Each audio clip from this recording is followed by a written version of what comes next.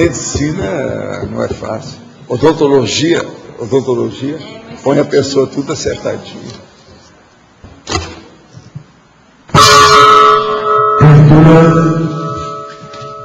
Meu boa tarde para todos e todas. Hoje é dia 1º de novembro de 2010, segunda-feira. O verbete é o 1734. 4 páginas, 41 logias e 11 máximas. O tema, pré-cosmovisão. A especialidade, cosmovisiologia. Definição.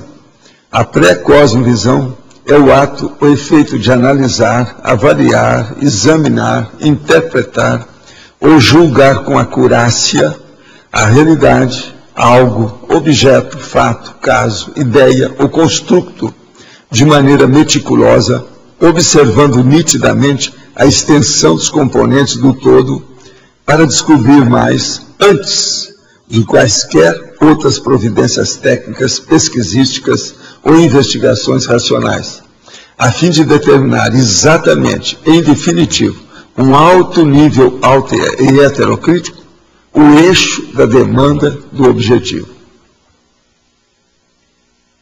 Vamos entender, eixo da demanda do objetivo.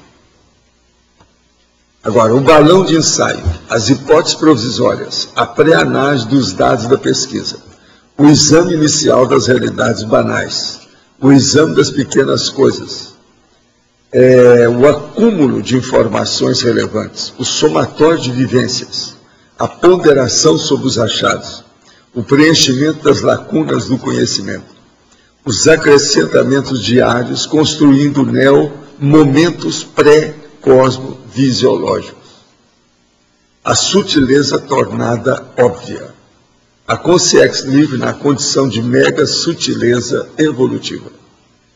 A base autocognitiva propicia as inspirações extrafísicas pró-associação ideativa original. Na argumentologia nós temos os conjuntos de pequenas coisas. Nós detalhamos aqui, ou indicamos, fazer uma listagem de 15 desses conjuntos.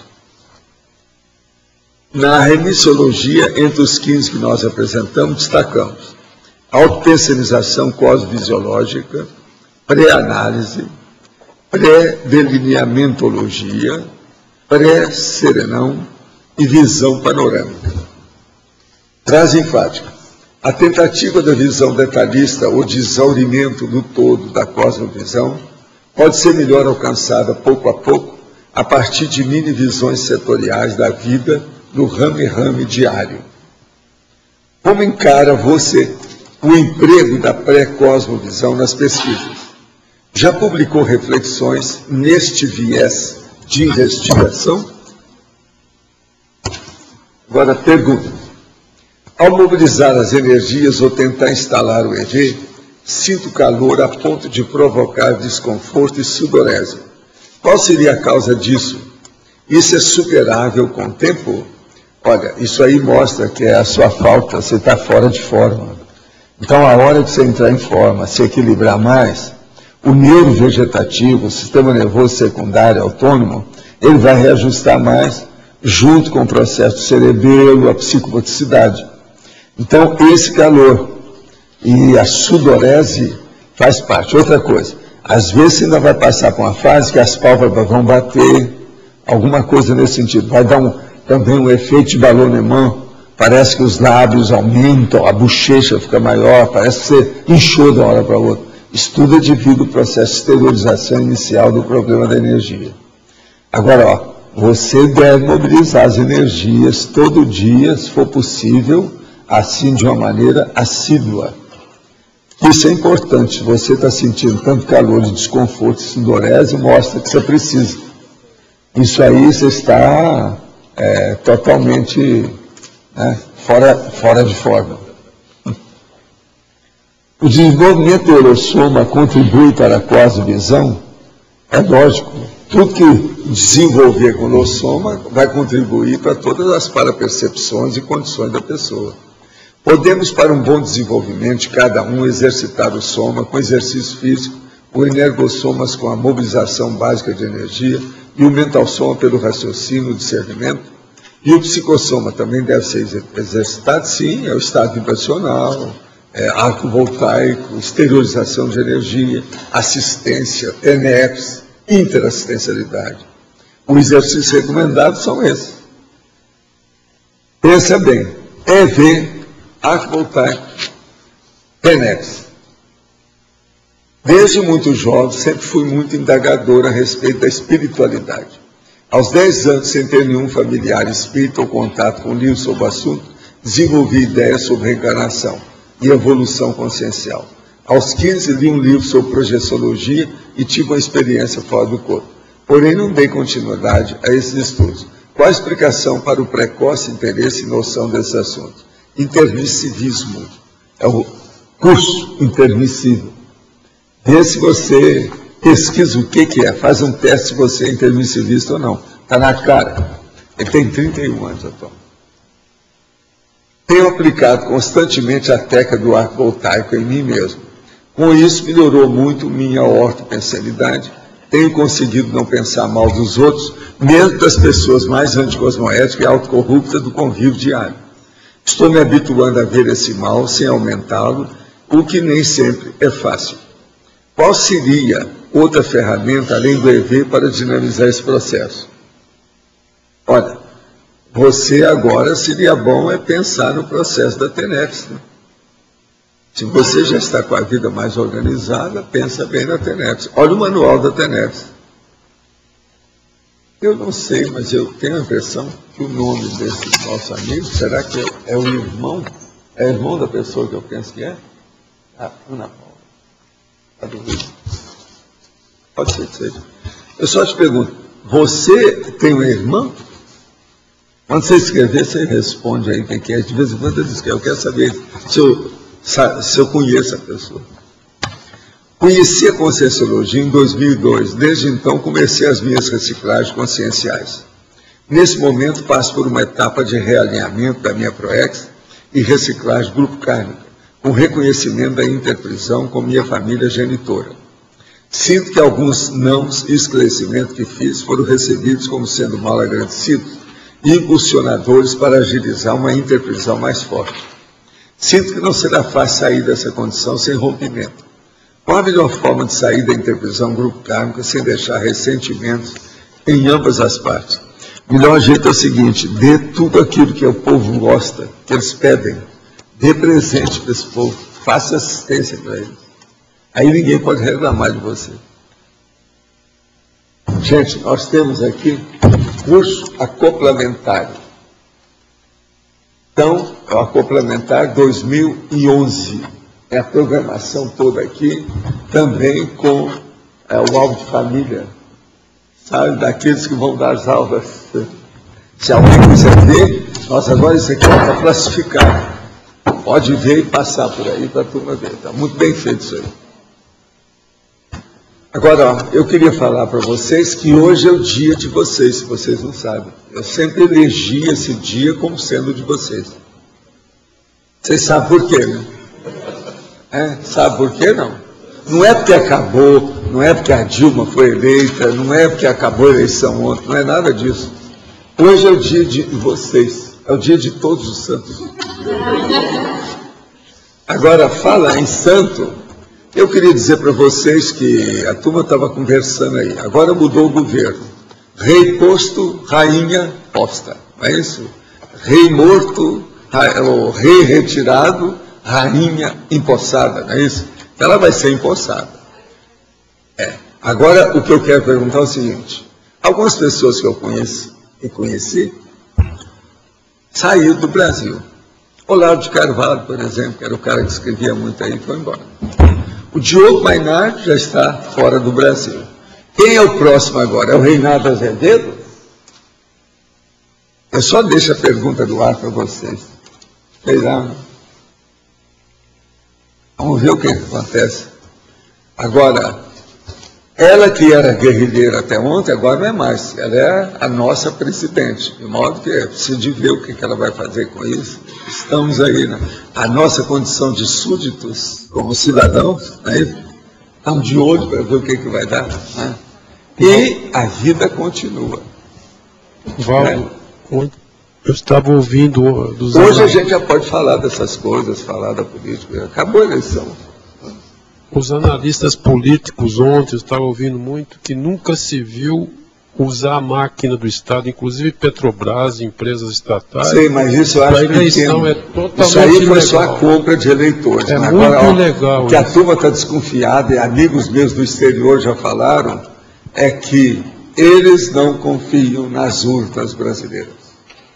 Também Então, se essas urnas foram manipuladas, a estatística diz tudo aí é furado. Isso aí explica certas coisas no resultado dessa eleição. Alguns lugares, por exemplo, lá é esquisito que ela ganhou, assim, na hora, é muito esquisito. Outra coisa, você que conhece bem máquina e computação, é fácil ou não é fácil manipular isso tudo? Por que os americanos não admitem esse processo de eleição eletrônica? Outra coisa, por que é que no Brasil se fica falando que a eleição mais avançada que tem é eletrônica, porque é feita no Brasil, tal, que nem os americanos não tem parte nenhuma? Eu acho que nós estamos bobeando nisso, tem que voltar para o papel. Eu gosto de ver o negócio escrito, é igual aqui, assinado, tudo, a gente vê quem é, olha a cara. Pois é, não. Desde que haja o processo, vamos dizer, palpável, concreto. Esse negócio, eu já falei para vocês, eu não admito nada que seja virtual. Tudo para mim, isso não é realidade. É irrealidade virtual. Você faz o que quer virtualmente, você vai. De modo que essa é mais uma eleição que eu, desconfiado, que eu nasci em Minas Gerais, eu acho isso que é o aspecto mais sério. Agora, é lógico, eles usaram toda a máquina do Estado no Brasil, em toda a história, nunca nesse mundo e na história do Brasil. Os analistas falaram... Aconteceu, nunca foi tão manipulado igual agora. Os analistas falaram outra coisa, que nunca se viu também tanta manipulação em geral, né? Em geral. Outra coisa, vamos ver agora a imprensa. Vamos ver agora se vão fechar o meu online. Você já pensou? Daqui a pouco eles vão entrar no online. Eu já falei que eu não acredito em verdade, não admito verdade virtual. Online a pessoa escuta, ela vê, depois ela vem aqui e constata. Ultrapassa o processo. E as pesquisas de opinião também sob suspeita, segundo os analistas, não sou eu que estou falando. Vamos ver agora a imprensa. Vamos ver o que vai dar com a imprensa. O próximo agora, vamos ver o Reinaldo Azevedo, o que vai dar, não é isso? Tem outros junto com ele, o Noblar, né? O Josias, né? São repórteres, são jornalistas, são cronistas.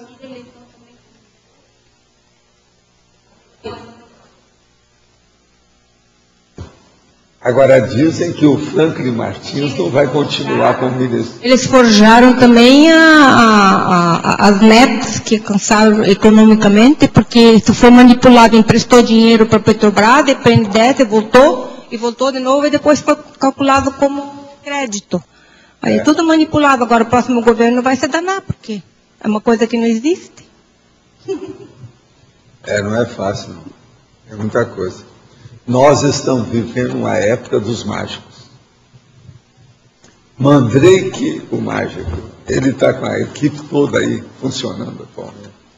Agora, tem também uma turma que trabalhava para fazer espada. A turma da forja. É muita coisa forjada. Deve ser esse povo que fazia espada.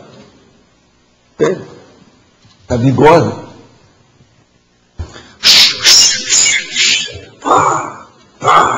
Acertando o metal para fazer espada. Tudo forjado. De modo que vamos ver o que vem por aí. Vamos ver o que é que o Brasil precisa dessas Conréus.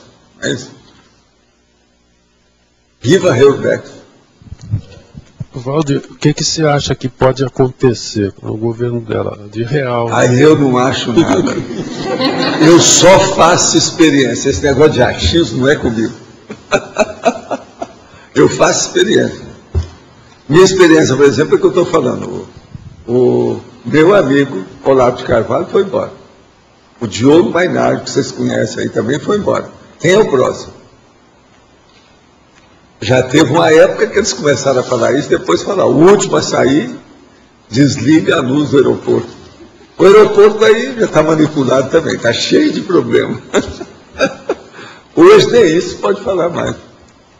Valdo, mas você tinha falado antes de começar, que você comparou muito com a época do Jean Goulart, né? Não. Está aparecendo, agora só falta aparecer aquelas coisas lá, por exemplo, o homem lá, dos marinheiros, aquele que gritou com os marinheiros, tudo é lá da nossa época. Como é que fica isso? Vamos ver o que dá, né? Mas ela teria sustentação também do sistema para radicalizar também demais? Acho que não tem, eu acho, não sei. Parece, mas alguma... Ela, por exemplo, vai deixar o MST deitar e rolar, outras coisas mais, movimentos populares. Vamos ver, né, o que está, né? Agora, nós somos da galera, vamos verificar o que é que tem dentro do picadeiro. Os artistas vão aparecer do picadeiro, vamos ver o que vai dar. Eu já vi aí que o primeiro país que ela vai visitar vai ser a terra dela, né, a Bulgária, né? É isso? Agora, tem gente que acha que ela é búlgara, que ela não é brasileira. Essa é conversa por aí. É que tem tanta conversa, né? Agora, de qualquer maneira, eu mando minhas energias positivas, porque é a presidente da República agora. Tem que ver o que vai dar, que ela tenha bastante inspiração.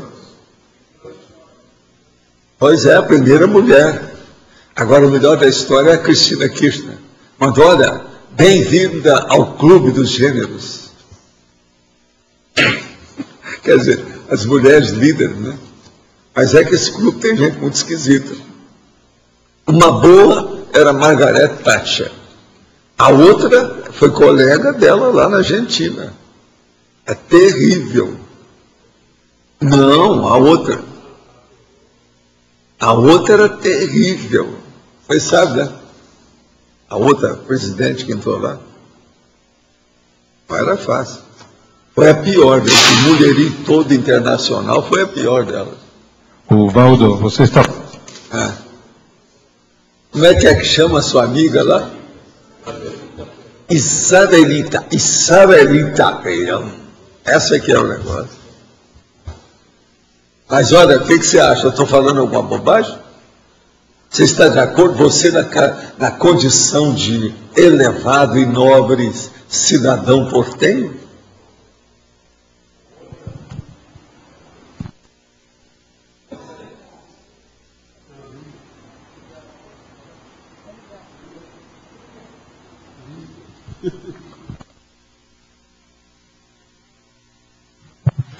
Alô, sim. Que a outra tinha sido terrível, não tenha dúvida. Mas são duas pessoas totalmente diferentes, com duas preparações totalmente diferentes. Não. A experiência política e de condução que tem Cristina Kirchner, a outra nem sequer tinha começado. A outra realmente foi presidenta simplesmente pelo fato de ser a esposa de Perón. Você, na condição de alto cidadão argentino aqui conosco, o que você acha que vai acontecer agora que o Kirchner foi embora? Tem duas coisas que são totalmente diferentes. Uma é a questão da governabilidade do país. E a outra é a questão interna do peronismo. São duas questões totalmente diferentes. A questão do país, segundo como eles está agora, não tem nenhum problema. Ou seja, o ano que está ficando de mandato, acho que não vai ter nenhum tipo de problema, porque a economia não tem problema, questões sociais também não tem problema. Agora, a situação interna dentro do Partido Justicialista, onde Kirchner era o presidente, essa aí é outra história. Aí não se sabe como vai ser agora a nova diagramentação de forças. um novo diagrama de forças interno dentro do próprio peronismo. Que ela possa assumir a condição política do justicialismo é uma coisa que está por se ver. Vamos ver se ela é descamisada. Esse aqui é o caminho. Vamos descamisá-la. Tenho tido uma experiência que vem se repetindo cada vez mais. Acontece ao acordar, iniciando-se no estado hipnagógico, e prolonga-se mesmo quando instala-se a vigília física. Meus pensamentos parecem ter forma e massa em minha mente. Posso vê-los e agora também têm cores. Se o que estou pensando está meio confuso, as formas dos pensamentos não se encaixam. São formas geométricas e parecem físicas dentro de mim. Escuta, você precisa de ler um capítulo do livro Projeciologia que chama Hipnagogia. Isso tudo aí são formas hipnagógicas. Você está dentro do processo, está falando estado hipnagógico, é justamente isso, seu normal, você está descrevendo o estado hipnagógico. Não é imaginação, o fenômeno aparece sem que eu esteja pensando nele. Hoje, ao mesmo tempo, senti estar preenchida de algo quase físico, suponho que seja ectoplasma. O que pode ser esse fenômeno? O que posso fazer para que seja explorado e utilizado da melhor maneira? Olha, a hora que você começar a ver a formação dessas formas, dentro do estado hipnagógico, você começa a pensar que você vai sair do seu corpo, da sua cama, e vai ver aquilo que está lá. Se você insistir muito, vai chegar um dia que, quando você vê, você está em outro lugar, muito fora e bem longe do seu corpo. Então, ele pode permitir você se projetar, se exteriorizar do corpo. Depende, isso é o estado hipnagógico. E você pode entrar na projeção lúcida. A descoincidência começa a ser feita assim, por aquelas formações, as coisas que vão ocorrendo. Isso é um tipo de exteriorização da consciência. Pode me falar qual é a aplicabilidade em termos gerais da pré-cosmosvisão dentro da escala evolutiva das consciências? É colocar a pessoa mais lúcida do nível evolutivo que ela está. Seja onde for. Se você pega lá, por exemplo, o índice lá, e a faixa, né, a tabela evolutiva, olha bem em você qual é o próximo passo que tem. A pré-cosmovisão amplia esse processo para você. Observa bem, em qualquer situação. Por exemplo, um tenepsista vai começar a ter uma cosmovisão do que é que vai ser a OFIEX para ele. Agora, uma coisa séria. A pré-cosmovisão pode ajudar, ou ser ajudada demais, na hora que os amparadores veem o ambiente para dar fenômeno de extrapolacionismo para a psique da pessoa. Então aí, ela dinamiza. Aquilo é uma propulsão, é um propulsor. Ajuda a pessoa mais rápido. E ela tem isso que nós estamos falando, o eixo da demanda do objetivo. Qual é o eixo da demanda do objetivo? Qual a linha que você vai seguir para atingir aquela meta? Isso aqui é muito importante, a pré-cosmovisão. O que é a pré-cosmovisão em linhas gerais, em linguagem clara? É você saber exatamente a anatomia da sua meta. Qual o arcabouço do seu objetivo? Você já sabe o que você vai encontrar lá. Você já está naquele caminho.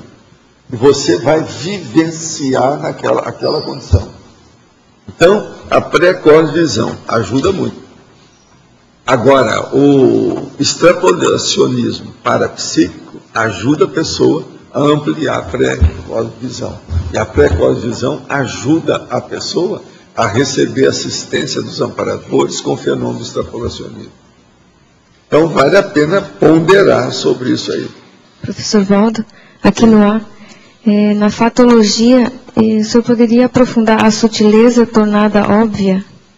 A sutileza tornada óbvia, a gente quer falar o seguinte: a hora que a pessoa começa a ver um problema que ela só pensava, ou uma coisa que está à distância, na hora que ela começa a ter uma visão melhor da situação, aquilo se aproxima dela. Ela entra logo em close, não fica, você está entendendo, noutra condição, muito à distância. Então a realidade começa a chegar perto da pessoa. E a pessoa começa a vivenciar essa nova realidade. Isso é uma reciclagem dentro do processo. Então a cosvisão é por aí. Então tudo aquilo que é sutil, que é diáfano, que é difícil de entender, que é materiológico, que você nem tinha capacidade de pensar numa coisa daquela, aquilo começa a ficar mais ou menos normal para você. Bem próximo de você. Há uma aproximação dessa realidade, isso muda. Mas precisa ter uma apreensão dessa Tudo tem que ter uma né? apreensibilidade. Você tem que entender a explicitação desses fatos. Agora, isso tudo vem. E outra coisa, a hora que você começa a entender o pedacinho, é como se levantasse assim um pedaço. Daí a pouco você levanta tudo, você vê tudo que tem. Entende? Por isso que a pré-cosvisão é muito importante. A maioria das pessoas são muito monovisuais. Elas vê tudo bonitinho, certinho. Às vezes vê até com muita correção, com muita nitidez, mas uma coisa específica, setorial, pontual, como o povo gosta de falar. Só aquele ponto. Mas ela não tem uma visão panorâmica, ampla do processo. Então, a pré-cosvisão, a hora que a pessoa vê que isso existe e que ela é possível ela alcançar, que aquilo é suscetível dela dominar, tudo amplia. Aí ela entra na cosvisiologia mesmo. Agora, a cosvisão, ela é super necessária. Ela é inevitável, insubstituível. Ela não tem jeito. É preciso a pessoa alcançar isso para a pessoa desenvolver o processo do parapsiquismo. Uma pessoa com parapsiquismo, se ela pensar pequeno, ela não desenvolve, aquilo não deslancha, fica menor. E outra coisa, tudo nosso já visa uma cosvisão. Por exemplo, em vez de fazer TACOM, a gente tem que fazer atalhos. Em vez de ter religião, o ideal é praticar a tenebra em favor dos outros. E por aí vai. Tudo tem uma cosvisão já maior. Isso é devido ao curso intermissivo. De modo que os nossos níveis, vamos dizer, de princípios básicos de vivência aqui, são todos superiores à média. O processo que nós nos batemos para o princípio da descrença, para a pessoa fazer a experiência por si. O problema da pessoa é ter um código de ética, que é a cosmoética, para poder viver. Olha bem como é que isso é sério. Uma outra coisa, que tudo é importante para a pessoa se ela começar a pensar que ela é interdimensional ou multidimensional. Ela tem que trabalhar com parapsiquismo. Então, a cosvisão já está funcionando na nossa vida há muito tempo, a gente não percebe. Agora, o processo dessa pré-cosvisão é dar à pessoa essa lucidez, ela se despertar, ela acordar para essa realidade. Entendeu, né? Obrigada. Sim. Gostaria de especificasse mais os acrescentamentos diários construindo momentos pré-cosmovisiológicos. Da terceira linha, de baixo para cima, mais ou menos no começo, de fatologia. Os acrescentamentos diários construindo neomomentos pré-cosmovisiológicos. E se a gente prestar atenção, o que é que tem de novo nessas coisas nossas? Então isso é muito importante. Por exemplo, vamos pegar aqui. Eu já falei aqui, por exemplo, o eixo da demanda do objetivo. Muita gente aí, às vezes, nunca pensou nesse eixo. Isso é uma coisa nova. Então, veja, é um acrescentamento de hoje que pode construir outros momentos novos pré-cosmovisiológicos. Por exemplo, aqui tem, na interdisciplinologia, tem uma das linhas de conhecimento que eu chamo de sexiologia. Isso aí que ele nunca pensou nisso. Que é o processo da pessoa fazer dissecção anatômica, profunda, nua e crua, das coisas e das vivências que ela tem. Isso é importantíssimo.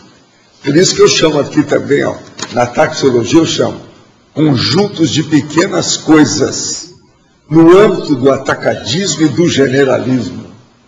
Então eu chamo árvore de Natal, bric-a-brac, calidoscópio, colagem, que é a fotomontagem, coletânea, estereograma, mistura, que é o vestido. Vestido já é comida. mosaico, patchwork, que é a colcha de retalho, o popurrí, o puzzle, que é o quebra-cabeça, as quinquilharias, que é o lixão, sopa, que é uma salada, video wall aí, ó, vocês pensam bem, video wall, uma parede de vídeo, essa mexe até com você. E aí, ó, a panorâmica, um painel do vídeo. E depois, o vitral. Tudo isso são conjuntos de pequenas coisas. Presta atenção que vocês vão ver. O que é um vitral real? É pedaço de vidro colorido. O que é uma colcha de retalho? Pedaço de pano de diversas procedências e tipos, não é isso? Por aí vai. Mexido. É uma comida gostosa, mesmo que seja bem feita, tem que ter arroz no meio, quase sempre. Mas mexeu, misturou tudo. Quer dizer, comida de pobre, que é a minha. Na minha infância tinha muito mexido. Mosaico é um conjunto de pedras, granitos, cacos, quer dizer, uma cacaria, né? Cacaria. Aí então, tudo é isso. Colagem. É justamente isso também, ilustração, né? Conjunto. Bric-a-brac é conjunto de bobajada, de tudo que você pensar. Tudo que pensa. Árvore de Natal, você pendura lá o que você quiser. O que você quer falar? Valdo, página 1, na parafatologia, o último item dela. A base autocognitiva propicia as inspirações extrafísicas pró-associação ideativa original. Eu queria perguntar o seguinte, pode ser também propicia, né? Em vez de propícia, mas propicia. Porque você fala, se a pessoa já... Não, mas eu falei foi propícia. Não é para mudar, não. Não, porque são dois sentidos. Você pode, mas é propícia que interessa. Que seria os dois sentidos. Tem que ter a base autocognitiva propícia. Se ela não for propícia, não adianta nada. Esse de propiciar é essa que vai propiciar. Mas veja, a natureza da base é mais importante. Então, é essa que eu estou falando. O que você está falando não é não. Você está falando já é a revisação depois, se a pessoa tem. Eu não. Eu quero chamar a atenção. Se ela tem, ela precisa de ter isso, senão não resolve. Porque eu pensei assim, ó, aquilo que você tem uma opção de verbo nosso, você pode mudar, mas aqui o problema é propícia mesmo. Não, pode ser, com certeza. É que dá esses dois sentidos, né? Se eu quiser destacar um. Sim. Porque você sempre comenta a questão mas da o que está aqui é isso. Por exemplo, se ela tem o poliglotismo, aquilo facilita também a pessoa. Por isso, é uma predisposição. Então, por isso que eu propício.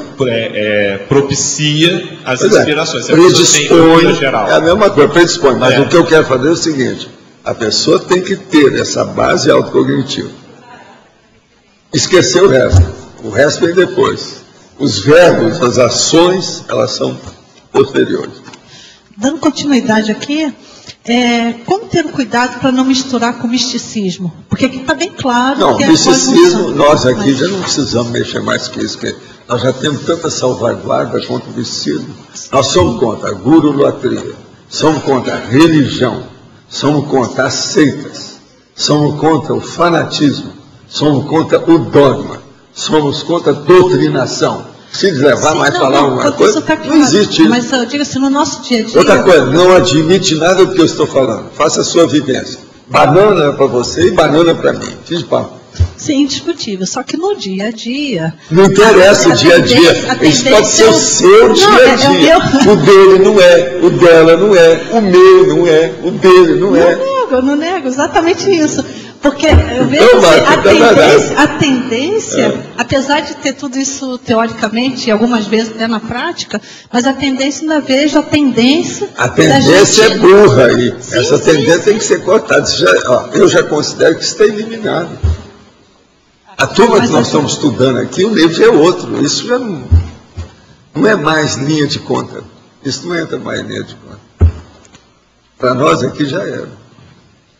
Não acha, não?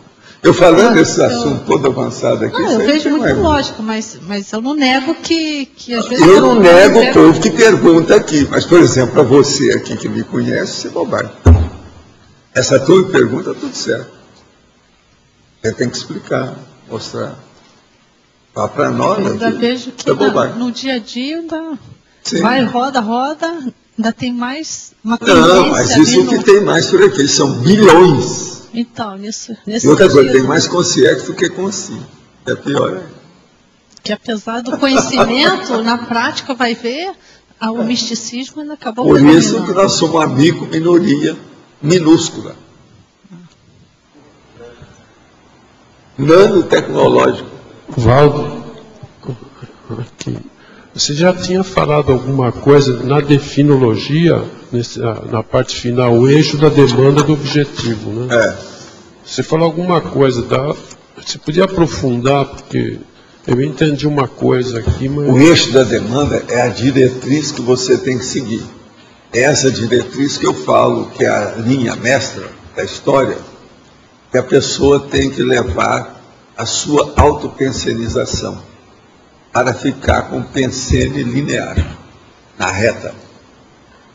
Então é justamente esse eixo da demanda. O eixo da demanda é você alcançar o objetivo com a linha reta.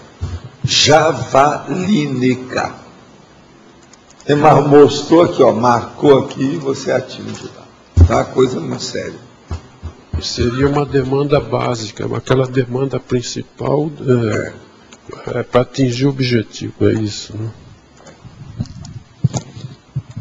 Eu quero falar para você lá que tem um nosso amigo de História em Quadrinho, que me encontrou lá em Uberaba, que é o Esbriça.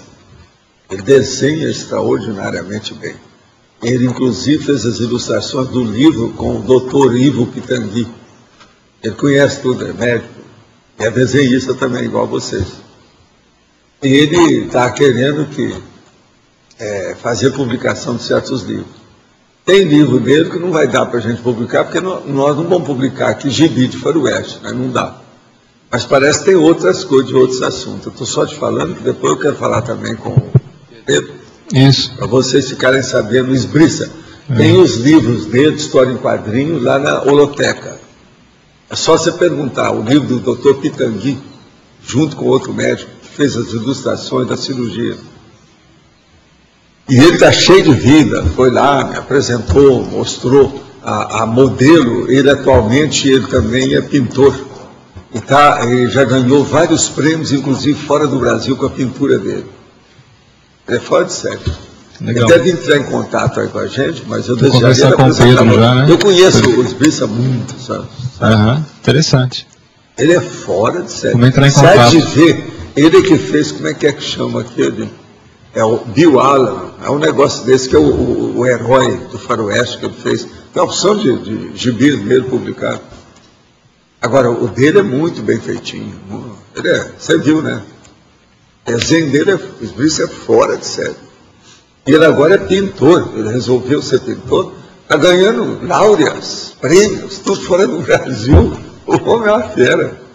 Muito bom. Eu vi o estado dele, da láurea, fora do Brasil. Vamos tentar entrar em contato, né?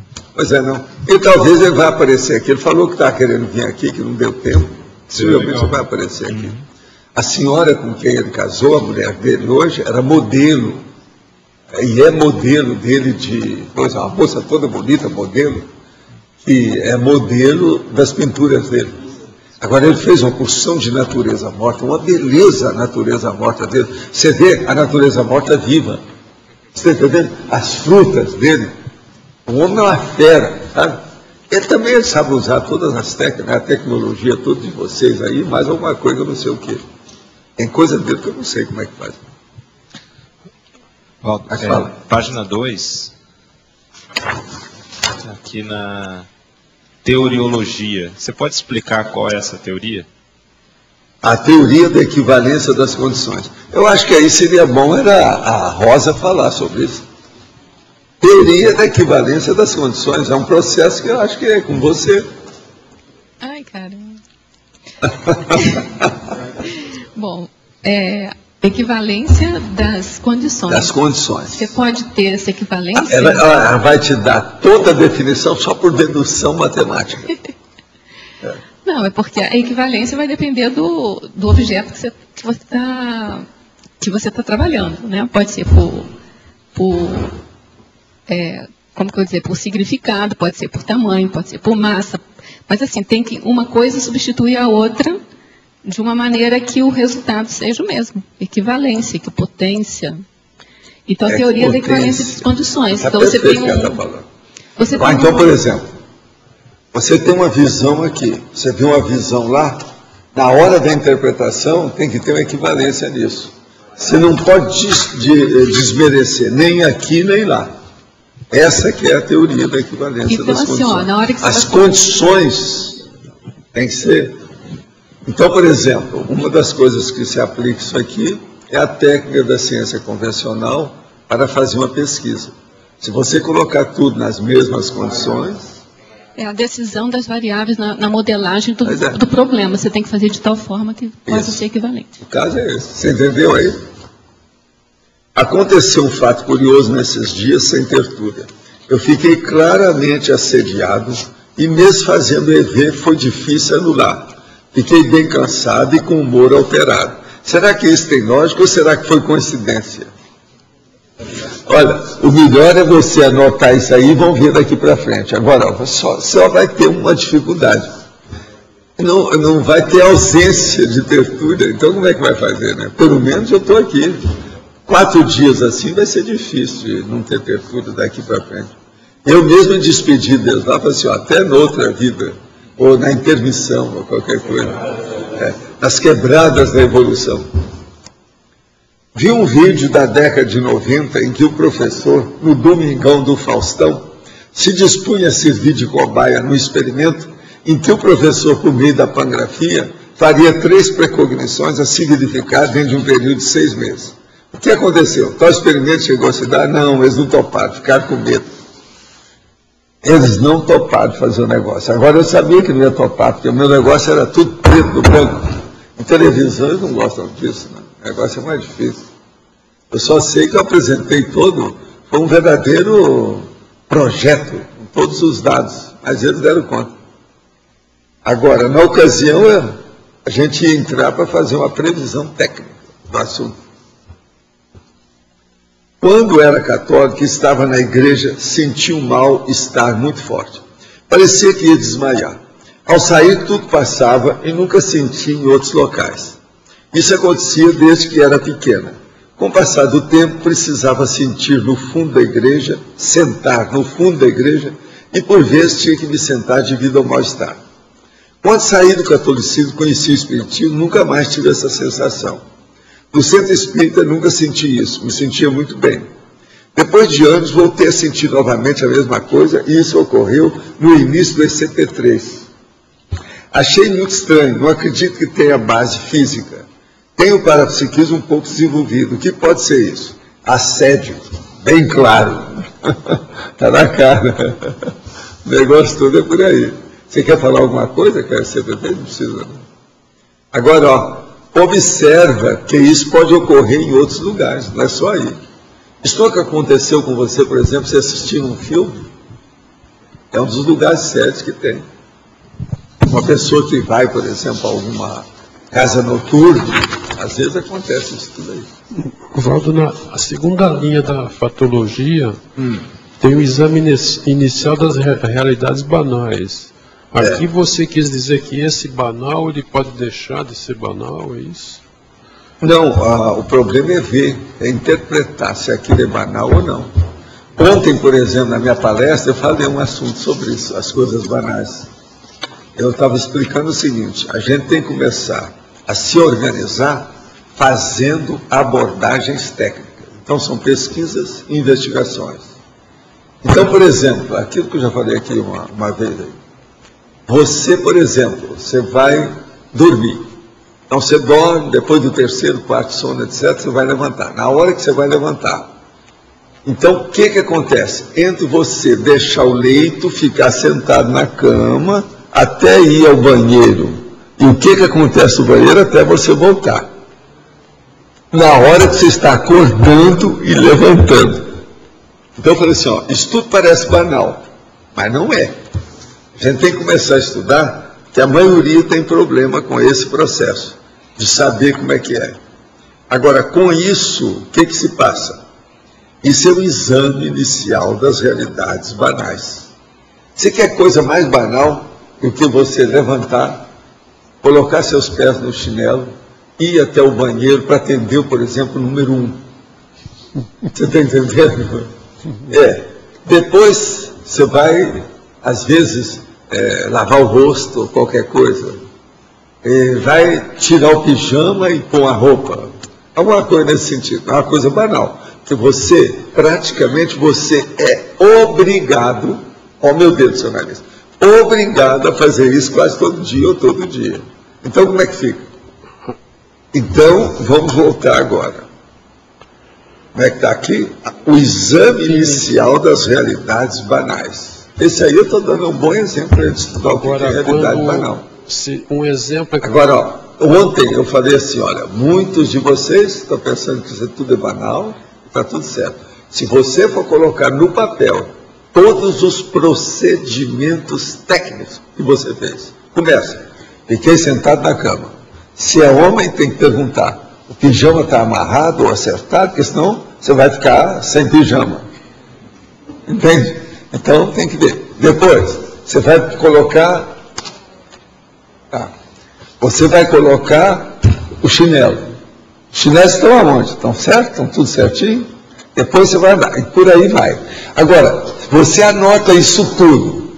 Vamos ver o que você está fazendo de errado. Então, ontem, por exemplo, eu estava falando, a pessoa chega no banheiro, lavou as mãos ou qualquer coisa, enxugou, etc., e jogou a toalha em qualquer lugar. Você fez isso? A toalha tem um lugar para colocar em banheiro. No meu banheiro é assim, não sei do de vocês. Mas no meu é assim, não sei da pessoa que está perguntando. Então começa por aí. Como é que é? Tem lugar para toalha no seu banheiro? E por aí vai. Aí, por exemplo, eu posso agora começar a colocar detalhes de tudo quanto é jeito. Aí você fala assim, não, com esse calor eu vou tomar um banho. Aí você entra no banheiro. O seu banheiro tem lugar de colocar a perna, o pé, para você enxugar a perna ou ensaboar a perna? O meu tem. Não sei se o seu tem. Os hotéis que nós tivemos aí esses dias não tinha. E, por sinal, tinha um hotel lá, um quarto que eles foram, que o próprio box é para deficiente físico e inundou o quarto. Mas essa... Aí nas quebradas da vida. Porque nós tivemos em vários lugares. Né? Esse sinergismo do banal, ele tem um sinergismo com as realidades maiores. Ele está entrosado. Também é isso? Ele está entrosado. Também em todas. Agora, o que eu quero é o seguinte, o exame inicial das realidades banais. Então, ontem eu estava perguntando, eu garanto que muitos aqui, tinha 320 pessoas lá, que muitos aqui, se for fazer esse exame com detalhes, eles vão ver que tem lacuna. Tem besteira que a pessoa está fazendo. Tem bobagem que ela pode se aperfeiçoar. É aí que começa o processo para melhorar. É na coisa banal de todo dia. Como uma pessoa vai querer ter linearidade pensênica se ela não é capaz de fazer uma coisa dessa e estudar com detalhes uma pesquisa de ir ao banheiro? Eu acho que eu escolhi de acordo esse exemplo. Porque aquilo tem repercussão com tudo, né? Pois é, tem que ver. Agora aqui. Até que ponto a holomnemônica ajuda ou interfere na cosmovisão? É lógico que ela ajuda, mas, por exemplo, se a pessoa tem muita lucidez e ela tem já um certo discernimento, ela sabe julgar o processo que já passou com aquilo que está acontecendo. Quando isso ocorrer, a pessoa, o que é que vai acontecer? Ela vai ampliar a cosmovisão. Isso, então, ajuda demais o problema de uma visão maior das coisas. Olha bem que isso vale a pena. Agora, é preciso ter discernimento para fazer a triagem dos fatos, examinar os fatos como é que são. Meu pai é um dos dirigentes de um centro espírita aqui em Porto Alegre. Contudo, ele tem sua mente aberta para algumas ideias da projeciologia e da conscienciologia. Tenho passado para ele muitas práticas da conscienciologia, como o arco voltaico, por exemplo.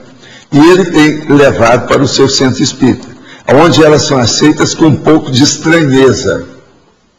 Tal conhecimento já fez ele refletir sobre não registrar o Centro Espírita na Federação Espírita, pois o Estatuto da Federação não permite uma cosmovisão, o que, consequente, ele não poderia levar para essas novas práticas. O senhor acha disso? Devo continuar nessa empreitada? Posso considerar tal situação sendo Tales? É Tales, mas o problema é o seguinte, esse negócio de ficar Centro Espírita em Porto Alegre, o espiritismo lá é de papo amarelo, eles exigem tudo. Tudo é dentro da federação, uma das federações mais antigas e sérias que tem no Brasil, Federação Espírita. Tudo deles é matemático e segue o conceito federativo. De modo que o melhor é o seguinte, você está muito interessado nisso, é deixar o Centro Espírita. E se for fazer, não dá. Agora, você não vai continuar no Centro Espírita, é melhor não registrar nada. Ficar livre disso, desimpedido.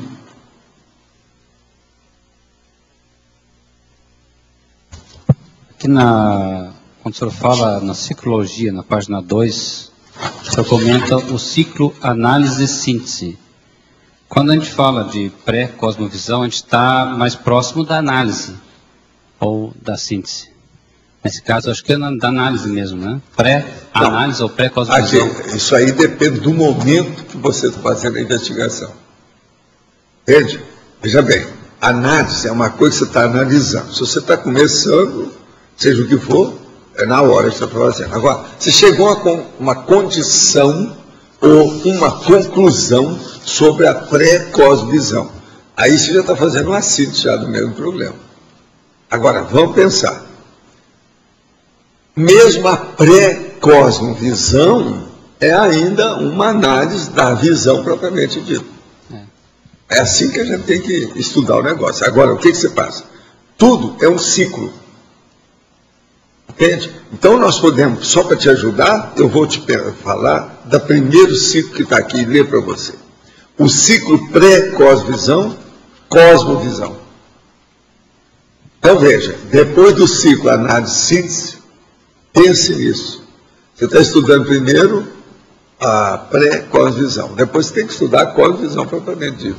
Porque a partir dessa análise mais profunda que você faz, até mesmo aqui que o senhor coloca na busca por neotecnologias, a exaustividade, o detalhismo, parece que está muito focado nessa visão analítica, de análise, né? De entrar a fundo mesmo no processo. Né? É isso aí.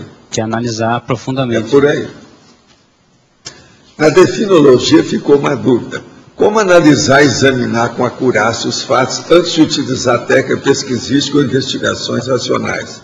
Que ferramentas utilizar, então, nesse processo anterior? Não, o problema é que nós temos, quantas técnicas tem atualmente? Nem eu sei. São centenas que nós já estamos, está tudo publicado por aí, é só pegar e ver. Agora, o problema é o seguinte, olha bem o tanto de verbo que eu usei para a pessoa entender, para não ter isso. Presta atenção, analisar, avaliar, examinar, interpretar, julgar com acurácia a realidade. O aperitivo intelectual só já tem muito disso aí. Tem uma série de verbetes que explica isso tudo. Pega os verbetes e olha lá que tem tudo. O mal-estar que sentia é normal, que seja assédio, mas minha dúvida é, por que isso ocorria na Igreja Católica e não no Centro Espírita? E voltou a ocorrer no SCP-3.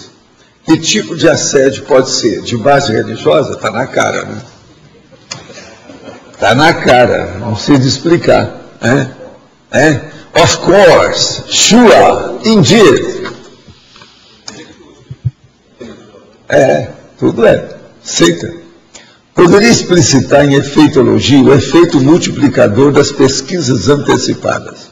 O caso todo é o seguinte, a hora que a gente faz pesquisas, você deve guardar aquilo tudo e ver o que se passa.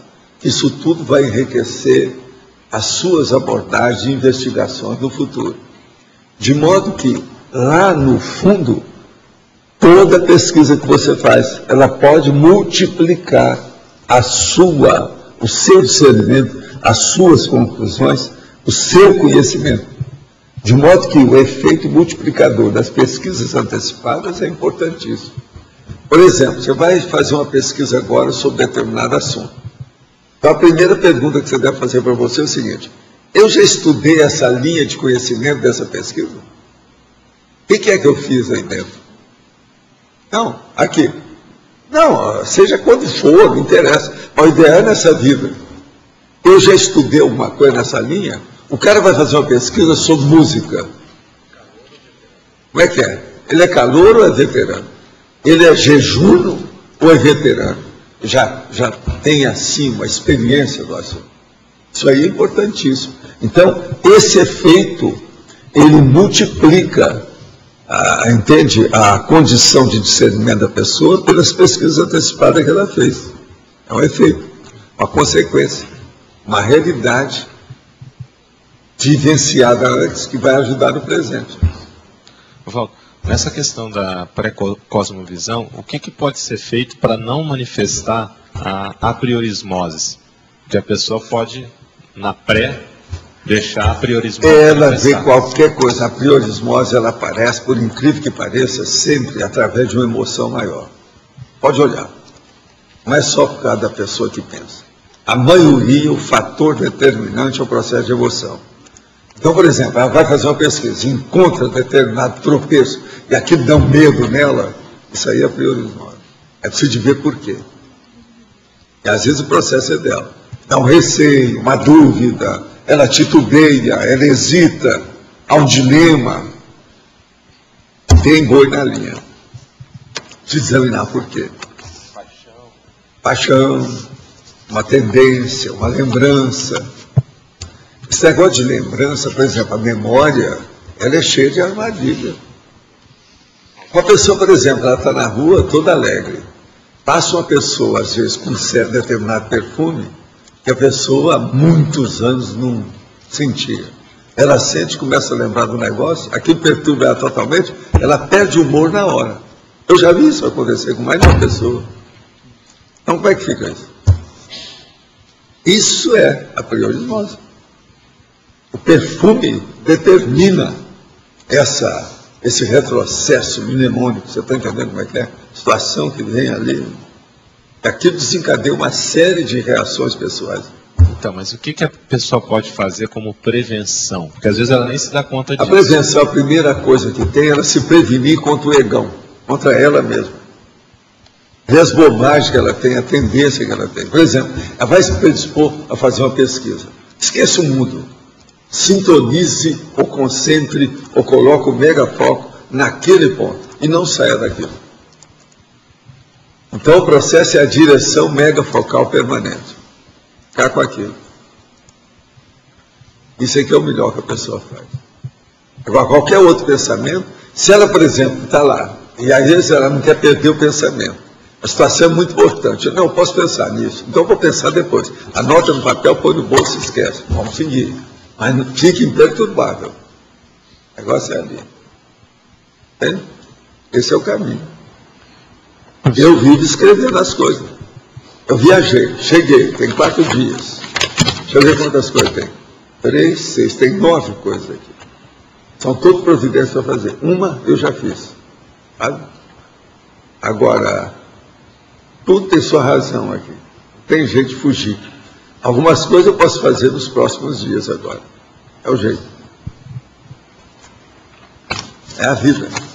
Agora, eu não me distraio com as coisas. Já trabalhei essa noite, sobre verbete, as coisas todas, já acertei minhas coisas todas, minha maleta, valise e a minha mala, tudo arrumado na hora, sem problema. Já trouxe as coisas que era do tertuliário, já distribuí meus processos do escritório. Administrativo. Todo alto nível, sem problema. Você fez essa viagem lá, o principal objetivo era o jubileu, né? E você reencontrou lá com pelo menos 12 amigos e tal. O que você, agora voltando e tal, a coisa mais importante que aconteceu foi a aparição daquele rapaz no fim da minha palestra. Ele chegou para mim e falou assim: eu sou o Lenine, o companheiro seu no ginásio, no colégio do Triângulo Mineiro. Eu virei para ele e falei assim: vira o rosto, deixa eu ver seu perfil. Aí eu olhei e falei assim: você é o Lenine. Faz 65 anos que eu tinha visto o cara. Lembrei do perfil dele na hora. Você sabe que velho, as lembranças antigas ficam igual de criança, né? Você lembra tudo. Eu lembro, não, Lenine, eu lembro de você por causa do seu perfil, que você era tudo cortado. E Lenine, naquela época, os comunistas estavam tudo agitados lá, 1945. Olha aí na história que ele tinha em 45, o fim da guerra, aquele negócio, naquele período. Eu fui colega dele do ginásio mesmo. Agora, ele está na idade dele, né? A pele já marcada, mas está firme, lúcido. Agora, o perfil está lá, bonitinho. Até o tupete dele ainda tem, até hoje. Agora, gente, ele lembrou direitinho. Faz 65 anos que eu encontrei com o Lenine. Eu sou 1 ou 2 anos mais velho que ele. A coisa esquisita, né? Agora, os meus colegas, eu gostei de ver a turma, gostei muito de ver a minha colega, que só tem uma colega que se formou comigo. Agora, eles me falaram que 17 deles já dessomaram. Nós éramos mais ou menos 49 pessoas. Agora, apareceu lá mais ou menos 12, né? Não passou disso. 11, uma dúzia, né? Hein? Foi 10, né? Você contou, eu estava no meio? Ah, sou. Bem, não, por isso que eu falei que era 11. Eu também sou, né? Encontrei comigo, em outra condição. Né? Agora, o processo todo é o seguinte: esse negócio de jubileu, você vê o problema da reencarnação. É como se eu fosse uma consciência, está visitando onde eu morei durante 22 anos, Uberaba, a situação toda. Agora, Uberaba está firme, o povo tudo lá, tem umas casas muito bonitas, a própria Graça falou, hoje tem umas casas bonitas aqui. A Uberaba sempre teve casa muito bonita.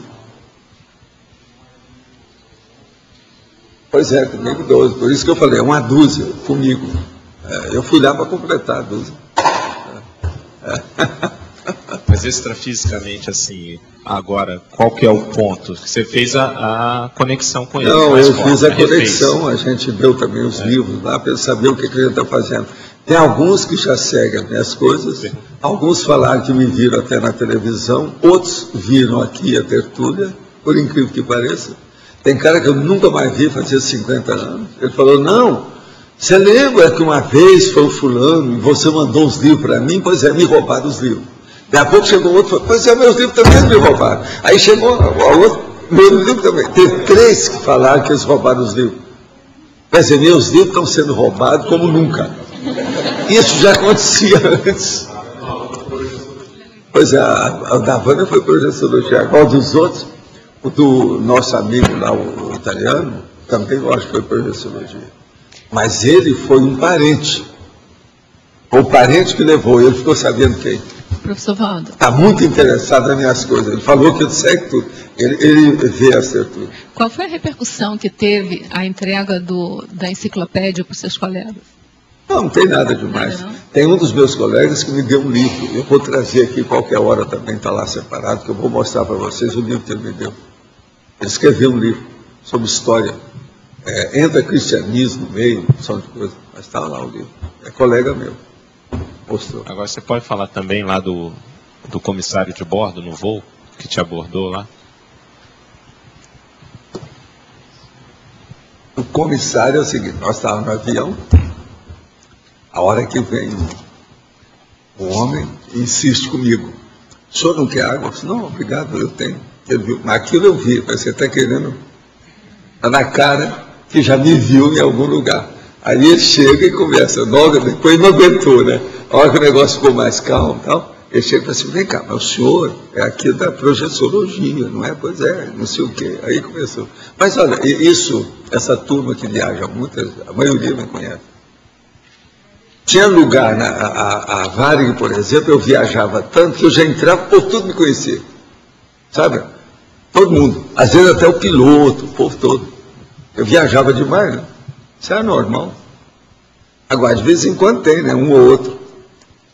Agora, por exemplo, na hora que nós estávamos no aeroporto, chegou aquele senhor e pediu para tirar a fotografia comigo, e eu tirei com ele. Você viu isso? Não.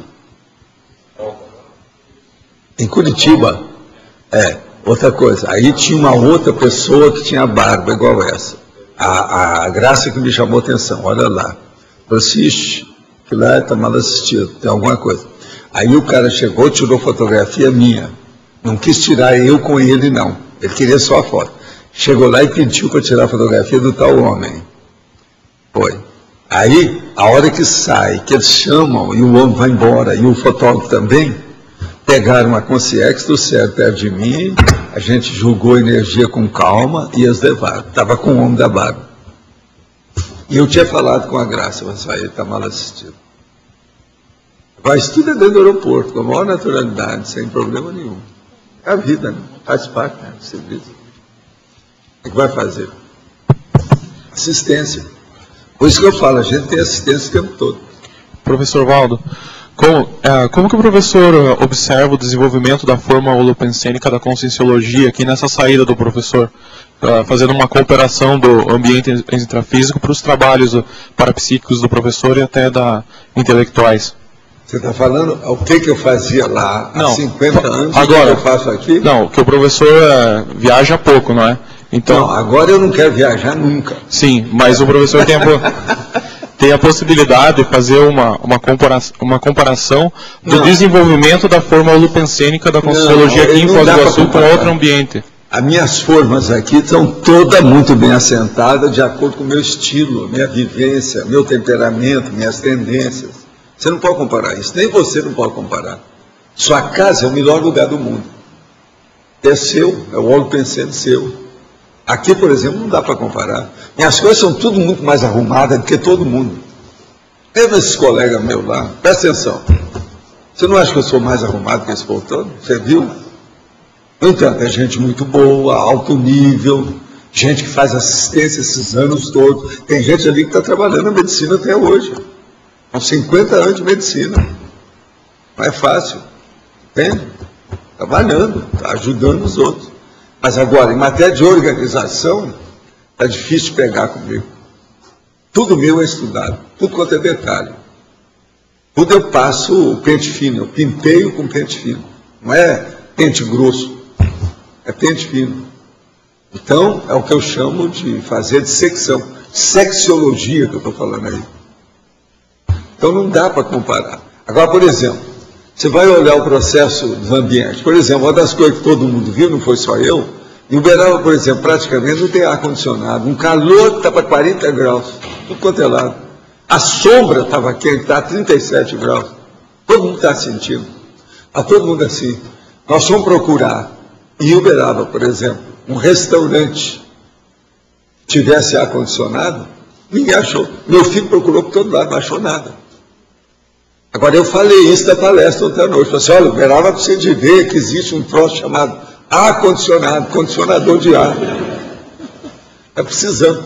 Muita gente vai morrer ali, aquele calor, aquilo faz mal. Agora, você sabe que a pessoa acostuma, né? Uberaba sempre foi quente mesmo, tem uma época. Agora, lá ontem estava muito quente, ontem principalmente, porque estava nesse início de tempestade. Você sabe como é que é. Quando está preparando a tempestade, há aquele processo. Aí aumenta o calor, o negócio é sério. O rebaixamento, o problema da atmosfera, está muito quente mesmo. Não estava fácil. Muito quente, todo mundo está sentindo isso. Agora é necessário, né, ver esses detalhes assim. Minhas coisas são todas de muito detalhe. O povo não olha muito detalhe. Eu sou detalhista, dentro do processo de pesquisa. E outra coisa, não fica pensando que eu sou assim, porque eu sou monk, tenho mania, ou tenho toque, ou qualquer coisa. Não é bem isso. O problema todo é o seguinte, se você se acostuma a olhar as coisas com mais detalhes, com mais minúcias, você está pesquisando o mundo todo. Tudo fica mais claro para você. Você quer entender e compreender e entrosar todos os fatos com outros fatos. A sua visão vai chegar nisso que nós estamos falando aqui, a cosvisão. É inevitável. Entende? E tudo você quer saber como é que é. Agora, tudo a gente tem que ver. Por exemplo, a sua aura, a hora que eu comecei a mexer aqui e responder, sua aura ampliou. Assim. É assim. A aura é sua psicosfera. Agora, você sente a energia? Senti, eu comecei a enxergar tudo diferente. Pois é. Quando o professor iniciou. Até eu estava sentindo uma dificuldade. Agora você veja bem, ó, só o meu óleo pensando daqui, para o seu daí, a minha psicosfera daqui, para a sua daí. A gente influi. Porque você sabe, energia não tem tempo nem espaço. Você supera isso tudo, você ultrapassa esse processo. Então tudo fica junto. A gente, por exemplo, a gente faz um arco voltaico perto da cabeça da pessoa. Muito bem, mas isso não quer dizer que seja necessário. Você pode fazer à distância. Mas agora é importante fazer junto por vários motivos. Mas o mais importante é a psicologia da pessoa, a reação pessoal dela com o processo físico. Ela sentir, ela ver, ela participar da coisa. A natureza humana precisa disso. Então isso tem valor, muito mais valor. Já dá uma abertura inicial, né, professor? Isso, muito maior. Para chegar aí, ó, a pré-cosmovisão. É baseado nisso. Tudo é um processo de análise, é abordagem, a interpretação. Isso é que chama hermenêutica. Outra coisa é exegética. Estudo é investigação, é pesquisa. É o que nós precisamos na vida. Eu acho, por exemplo, que as crianças, desde pequenas, deviam falar para elas o que é pesquisa, o que é investigação, o que é análise, o que é abordagem, que é, dentro da metodologia, a metodologia da ciência. Quais são os macetes da metodologia da ciência? Crianças já deviam saber disso. Entende? É muito importante, eu acho. Não é só o computador, não. É mostrar para a criança o que ela pensa sobre isso. É importante.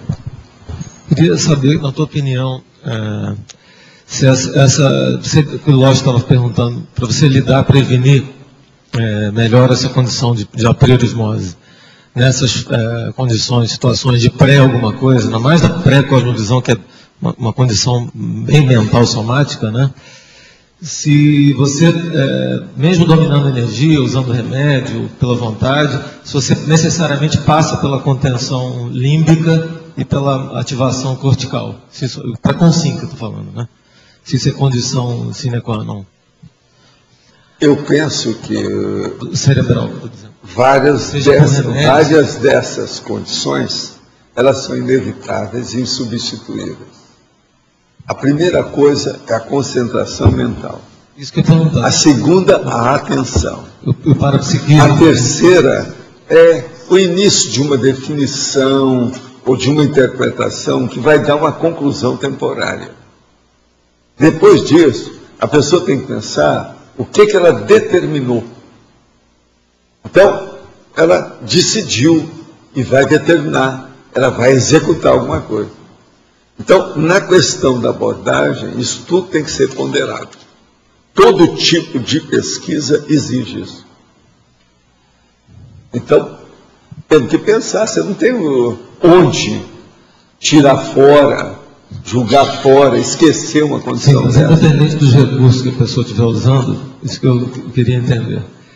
A gente sempre depende de algum nível dessa contenção límbica, né? A parte do controle límbico e de maior uma ativação gradual maior, utilização mas o caso é o seguinte, a pessoa começa jejum, inexperiente. Com o passar do tempo, ela vai acumulando as vivências, isso melhora tudo. E outra coisa, começa a ter ideias novas. Aí ultrapassa o processo da visão, da cosvisão, de tudo isso. Tudo bem, mas sem saber, ela está controlando o cérebro melhor também. Agora, o problema é começar na estaca 0 quilômetro, pouco a pouco, dando os primeiros passos corretos. Escuta, você recebeu o filme aí que a gente falou? Recebi, mas eu preferi não passar no sábado, que tinha muita gente que estava ausente, você mesmo, né? A gente vai passar agora essa semana. No domingo. Qualquer coisa você traz o preço. Mas eu já assisti muito. Eu trabalho nesse cinema, né? Você sabe. Eu sou da turma da propaganda. Isso, eu sei. Estou lembrando da minha infância. Eu comprei Estou lá com 10 anos. Comprei um monitor agora de 40 anos. Distribuía programa na rua. Ó, você não deve perder. Hoje é a sessão das moças. Uma beleza esse filme. Então me ajuda essa semana aí. Que domingo às 8 horas, né? E eu já assisti. O filme é bom, né? O filme é bom. O filme é bom mesmo. Eu falei. Agora, ó, título, é a troca. Existe só um porém nessa história. Eu falei que não tinha o filme, era mentira. Pelo seguinte, foi erro meu. Sabe por quê? Eu compro um monte de filme tudo junto. Eu mesmo vou lá e seleciono, lá no shopping. Então eu comprei um monte de filme e deixei. Agora, estava passando a televisão e falei assim, engraçado, esse filme aí eu quero ver. Entende? Que é interessante. Aí eu fui ver o filme na televisão. Por isso que eu cheguei aqui e falei, ó, vi um filme assim, assim. Aí eu fui olhar meus filmes, fui acertar, antes de fazer a viagem agora, fui olhar lá, está lá o filme. Assim, o Valdo está mais vivo do que eu pensei, o Valdo, aquele Valdo anterior, está mais vivo do que esse de hoje. Que ele viu lá o filme que estava bom. Agora veja, eu não fiz conexão porque tinha um monte de filme que eu comprei tudo na hora.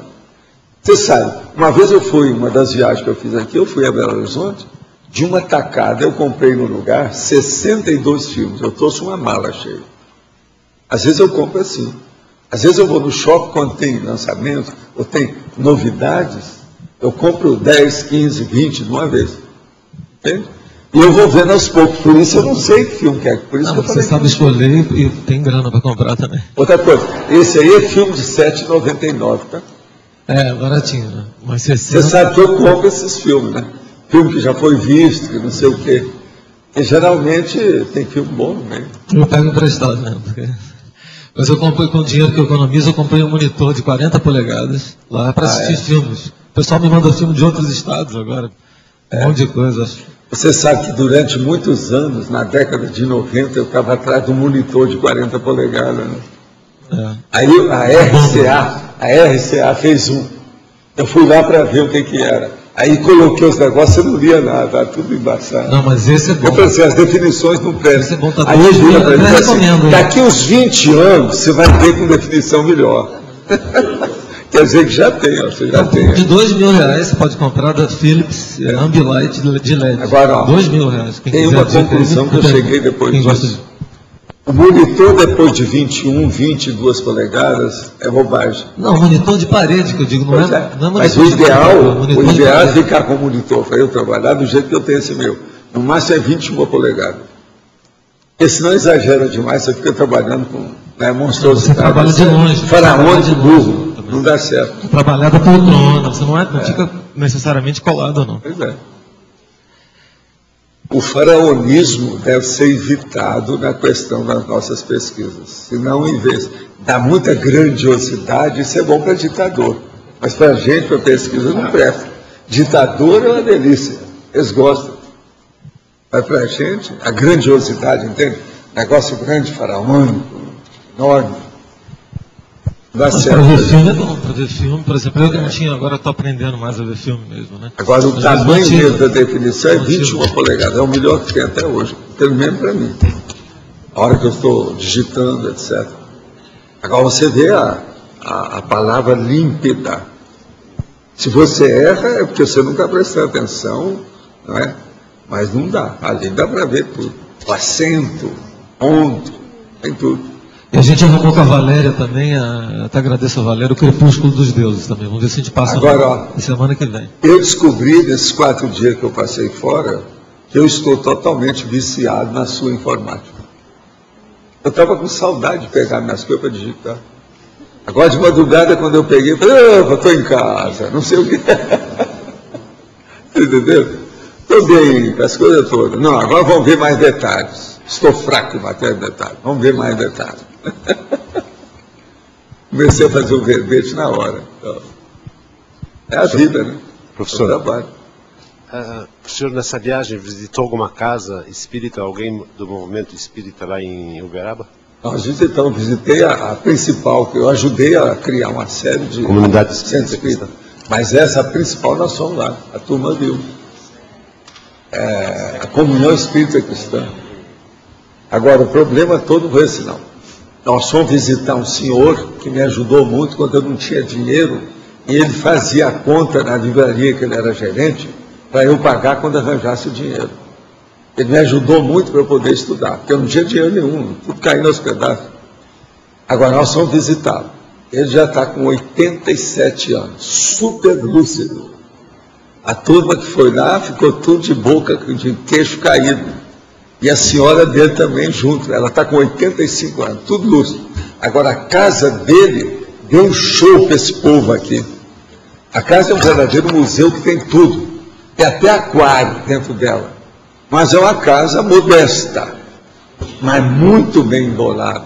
Agora, ele é um filósofo, ele estudou só o terceiro ano, igual o Chico Xavier. Eu falei com eles, ó, esse é igual o Chico Xavier. Estudou até o terceiro ano. Mas ele é um filósofo. Agora, nós vamos ver os pensamentos dele que ele tem, para ver se eles querem publicar um livro. Se eles mandarem para cá, nós vamos ver. Ele, sob certo aspecto, é de casa, que ele é o pai da Jane, que é a senhora do Elvésio, aquele meu sobrinho, o filho da Ruth. Entende? Então nós fomos, porque ele falou que queria me ver. De qualquer maneira. Então a Jane, tudo insistiu, nós fomos lá para ver. E eu levei a turma para ver. Sabe? Agora, levei também para ver a dona Dalva Borges, que é a maior amiga minha, que me ajudou mais dentro do movimento espírita em Uberaba, sabe? Grande amiga minha. Ela está com 90 anos, igual a minha irmã. Está lúcida, atendeu todo mundo em casa, nós fomos na casa dela com calma, fala baixinho. Essa é uma inteligência tremenda em matéria de administração, sempre foi. Ela está firme lá, 90 anos, está andando direitinho, conversando, vendo as coisas. Ela agora virou para mim na hora de sair e falou assim: Aldo, eu vou vender essa casa, arranjar uma coisa menor, e vou fazer assistência para uns ali que estão precisando demais com dinheiro. Vou distribuir os copos. Ela está certo. Ela sempre fez assistência a vida inteira. Agora ela foi me contando. Toda a turma das irmãs, o povo todo, eu ia perguntando assim, ó, todo mundo já dessomou. Aí eu virei para ela assim, nós somos os últimos dos moicanos. Entende? A mesma coisa. Lá na faculdade, eu fui ver o que eu ajudei até a criar, que hoje é o reitor da universidade. E esse eu vi nascer, aquelas coisas todas. Então, o que se passa? Ele vira para mim e fala assim, Aldo, todos os seus colegas da época, todo mundo morreu. Fulano, só falta você. Você viu lá, né, a hora que ele contou? Alguém da comunidade espírita pediu alguma reunião com o senhor em particular, para conversar, para não, mas ideia, teve espírita lá na minha palestra, e alguns andaram fazendo até pergunta. Isso teve. E no memorial, nós fomos lá no memorial de Chico Xavier. É isso que eu quero falar para vocês. O memorial, quando for terminado, vai ficar uma beleza. É enorme a obra, enorme. Agora, eu só pedi para eles para fazer alguma coisa e começar a funcionar, não esperar acabar, para atrair os outros. Por quê? Eles estão tendo dificuldade de arranjar ajuda, porque lá não tem nada de misticismo. O processo é para pesquisa, a partir do Chico Xavier. Falou em pesquisa, morreu o assunto. Então, muita gente não ajuda. É Chico Xavier, ou é pesquisa? Vocês vejam bem como é que é o movimento espírita até hoje, não mudou nada, né? Nem lá. É incrível o processo. Você viu ele falando, né? Eles têm dificuldade mesmo. Agora, a obra é uma beleza, começou, mas está tudo no esqueleto, é muita coisa que tem. Tem muito espaço, o local é muito bom. É o local que eu fiz lá, eu desenvolvi o bairro, que é o Parque das Américas. O bairro está uma loucura. Eu fui olhar a casa da minha mãe, que a gente tinha arranjado lá para ela, bola, está no meio das outras, você nem sabe qual que é a casa mais. Está tudo compactado, o bairro todo. Agora veja, aquilo era uma mata cheia de cobra, todo mundo tinha até medo de entrar. Eu levei os primeiros postes para lá para fazer as coisas todas. Entende? Agora, isso foi em 1957 para 58. Tudo mudou. Agora está um dinamismo, o bairro cheio de gente, a rua, tudo compactado, casa por todo lado. Impressionante aquilo. Agora, o melhor da história. O meu antigo consultório, porque lá tem 4 casas, né, que eu construí, junto da Comunhão Espírita Cristã. Então, o meu antigo consultório está tudo com rachadura. Eles falaram que é a vibração do aeroporto, dos aviões que passam lá. Entende? Então, eles devem derrubar aquilo. Eles vieram me perguntar, eu falei assim, não conserva nada que seja a meu respeito, tudo besteira. Minha pessoa não vale nada, o que interessa são as minhas ideias. Esqueça a minha pessoa. Então, do jeito que está lá, eu falei, e proíba todo mundo de entrar aqui, porque isso aí pode cair na cabeça do povo. As paredes estão tudo rachadas. Meu consultório. Agora, a hora que nós entramos lá para ver, está cheio de energia. Várias pessoas sentiram. Por muitos anos que eu trabalhei ali, milhares de pessoas foram assistidas lá dentro. Hein? Tem uma placa interna. Tem uma placa interna que eles tiraram fotografia. Comigo e a placa, né? Mas não é a placa real de lá, eu tenho ela comigo. Na hora que eu fui sair, se quiser tirar a placa, você me dê a placa, eu levo comigo. Essa placa que eu tenho está escrita assim, Valdo Vieira, clínica gratuita. Agora essa lá dentro como é que é? Exclusivamente. Gratuito. Agora essa era de dentro, estava escrito. Eu tive que colocar lá, porque na hora que eu estava atendendo, o povo vinha falar em dinheiro, às vezes a pessoa melhorava, trazia um problema danado. Então, levavam leitão, galinha, frango, piano, vemaguete, tudo para mim, para pagar. O negócio era assim, eu não cobrava nada. Das doações que vocês faziam no final de ano, que faziam a fila quilométrica? Aquela lá. Eu tinha o meu consultório. Aquela fila era na porta do meu consultório e que entrava da Comunhão Espírita Cristã. Eles viram lá. A rua, eu arranjei o nome, que é Eurico Passanufo. Foi eu que dei o nome. E a Câmara de Vereadores aprovou tudo. Aquela pessoa que fotografou, eu esqueci o nome dele, filmou... Jorge Renzini? Exato. O senhor se encontrou com ele? Não, ele não é de lá. Ele morava em São Paulo a última vez. Ele nunca foi liberado. O Jorge Renzini é o seguinte, na época que houve o processo da materialização, que o Cruzeiro precisou e começou a dar uma tempestade publicitária em cima da gente, a gente arranjou uma câmara de filmar para o Jorge Renzini. Ele era jornalista, então ele começou a fazer filmagem das coisas todas. Isso foi em 1964. Agora, o Jorge Renzini tem livro que ele ganhou até prêmio. Tem um que chama Beco dos Aflitos, que ele escreveu. Tem um livro dele aí, Jorge Renzini. Ele também tinha um tio, que era Renzini, fora de série, um grande investigador, que a gente conheceu muito. Ele, a senhora dele, eu conheci muito. É um cientista. É tio dele, Renzini. Obrigado. Agora aqui, um assediador pode atuar por efeitos físicos? Sim, pode. Aconteceu um fato desagradável e muito estranho nesse final de semana. Uma blusa minha apareceu recortada como se tivesse sido utilizada uma tesoura para cortar o tecido. Isso é coisa de Umbanda, de despacho. Quimbanda.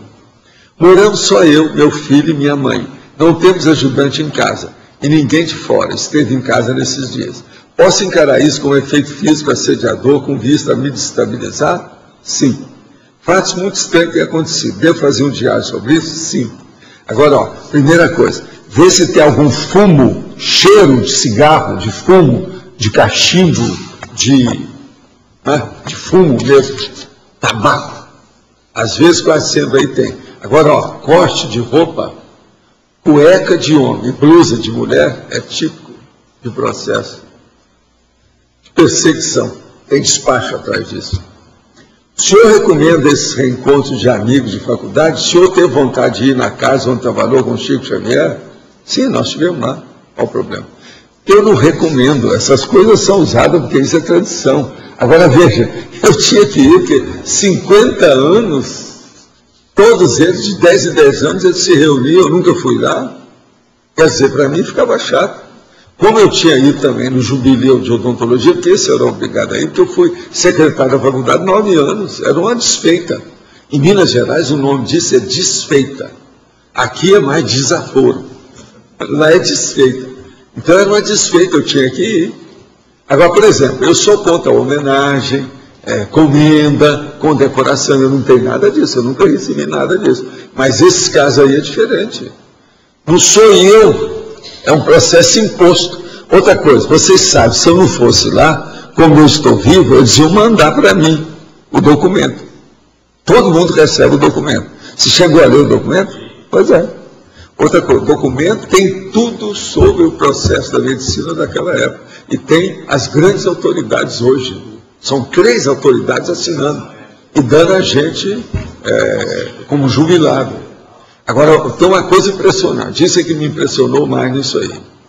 Foi a hora que eles fizeram o levantamento que o governo fez, que a nossa turma naquela época, em Minas Gerais, tinha uma faculdade de medicina em Belo Horizonte, Juiz de Fora e Uberaba.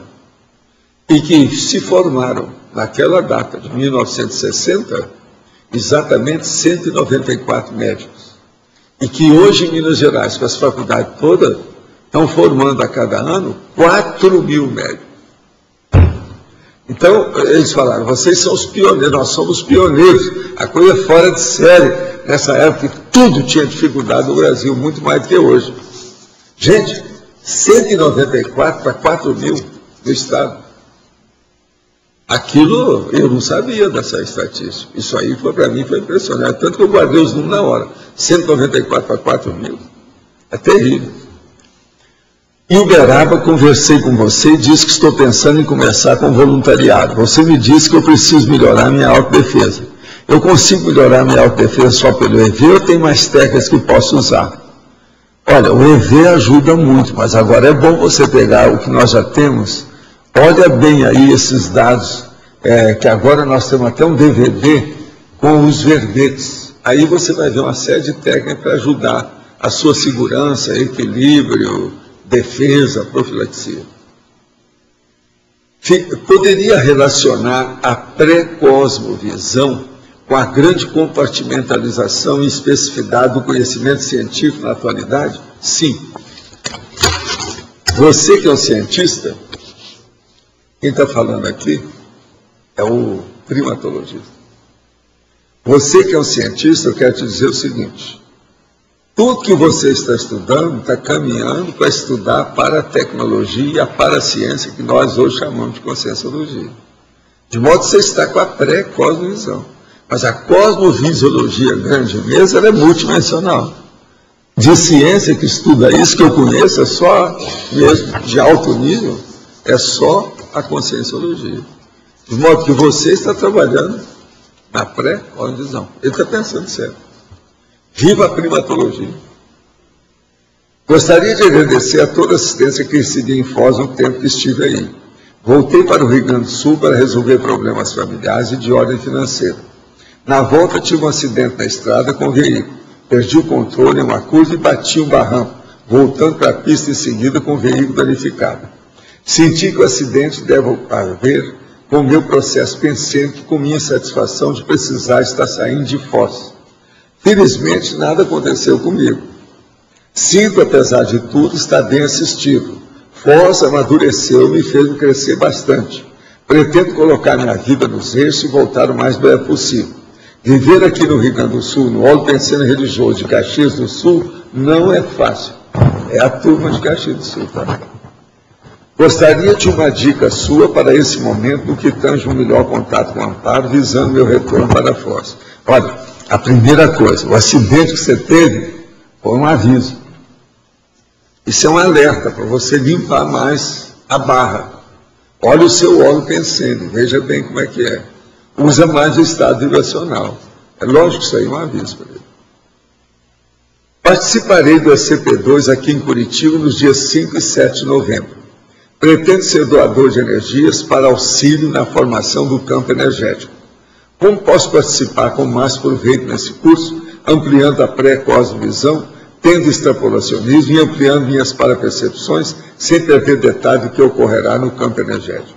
Olha, exterioriza energia, entra em estado vibracional, exterioriza energia e pensa no que é, para você se predispor para os amparadores encontrar ambiente para sugerir alguma coisa boa para aquilo que você deve fazer. É por aí.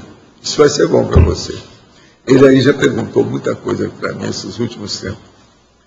Outro dia enviei perguntas sobre os fenômenos que estavam ocorrendo comigo, o feto ectoplasma e a triscagem.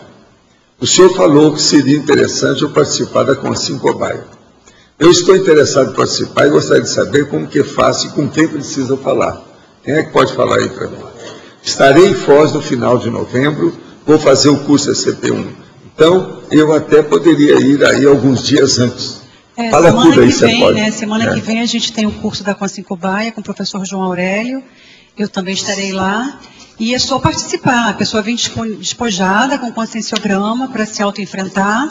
O curso ele é muito positivo, porque a pessoa vai ver a si mesma, né, no campo conscienciométrico que é montado. E é aberto a todos, tá? É um curso sem pré-requisitos. A data é dia 12, 13 e 14 de novembro. Né? Sem ser final de semana ou outro. Então, aberto a todos. Tem outro curso depois desse? Depois tem. A partir de dezembro nós teremos... no dia 4 vai ter também outro Consciência Cobaia. 4 de dezembro. Então, e a gente vai ter um Consciência Cobaia sempre no primeiro sábado de cada mês. Tem algum telefone para ele entrar em contato?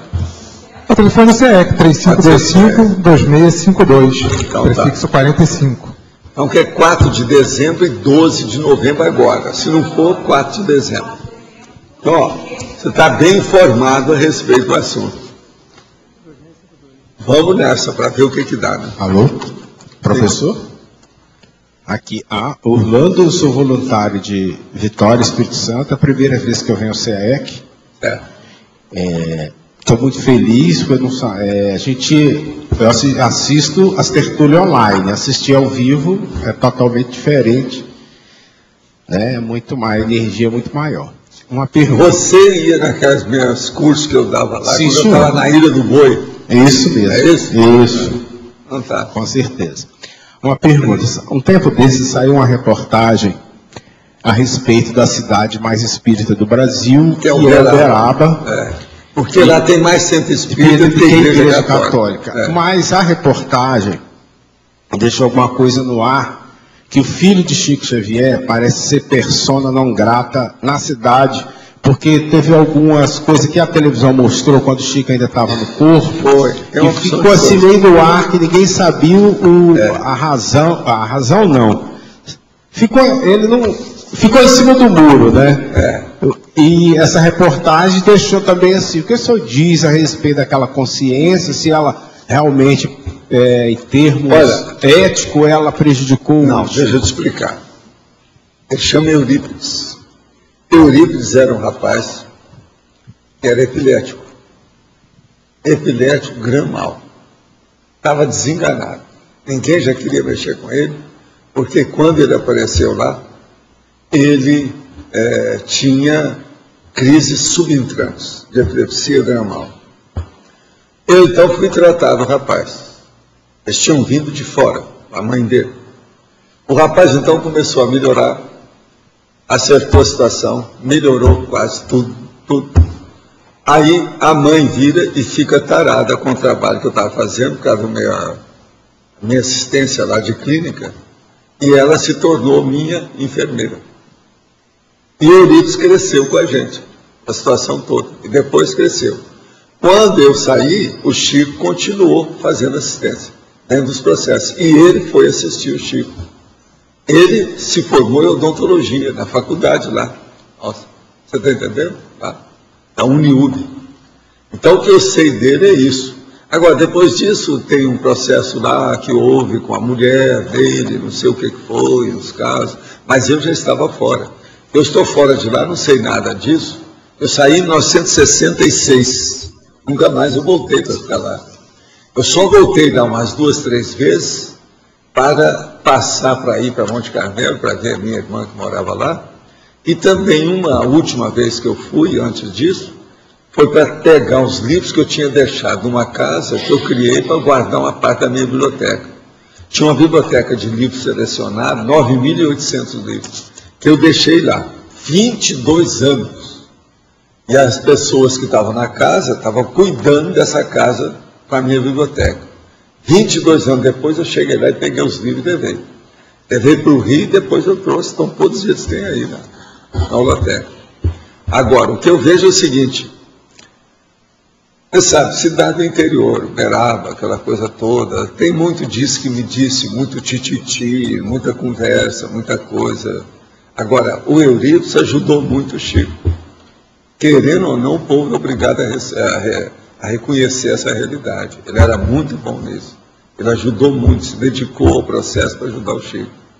entende? Lá nesse centro espírita que eles criaram, que é o Centro Espírita da Prece, que ele saiu do centro espírita que nós criamos para o Chico, que é a Comunhão Espírita Cristã.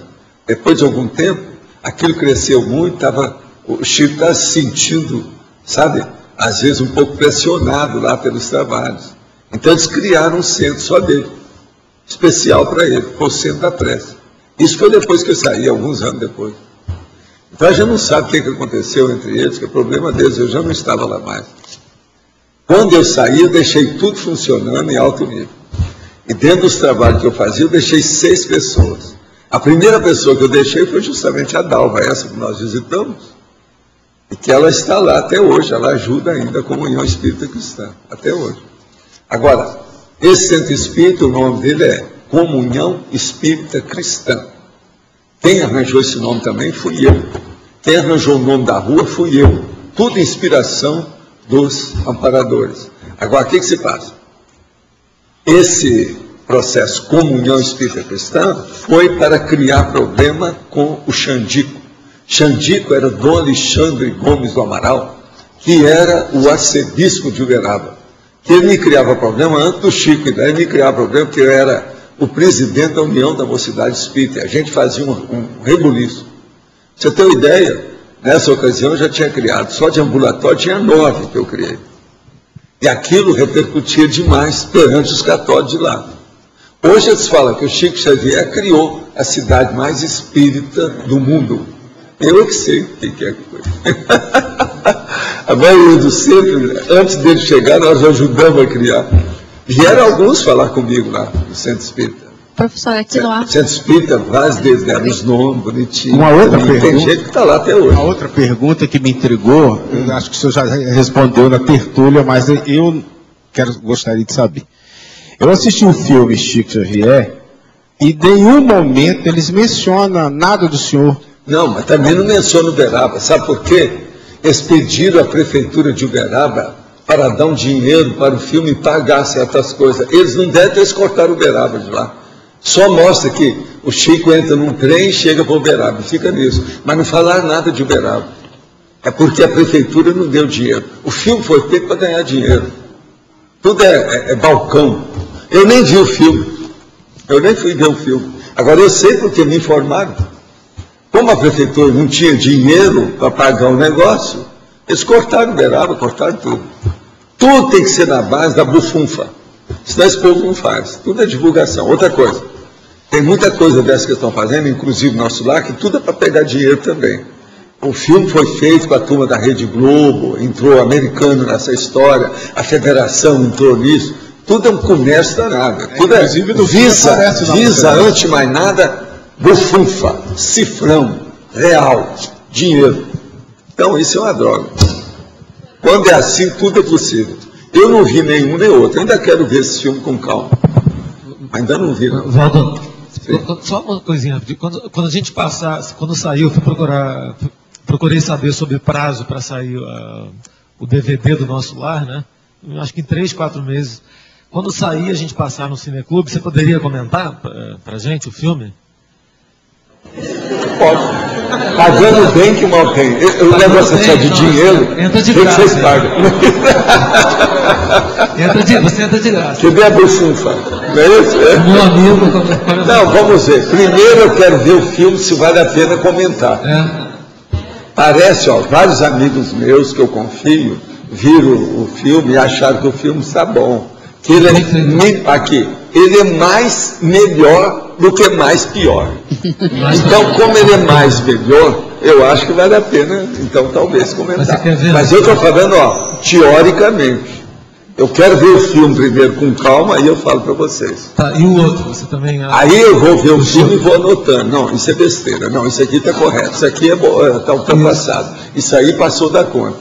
Esse aí eu conheço bem. Tá, a colônia lá. Agora, o do Chico, você acha que... Porque o do Chico é meio fraco, não tem Uberaba, que é um... Não, o do Chico foi feito para a exaltação do santo, né?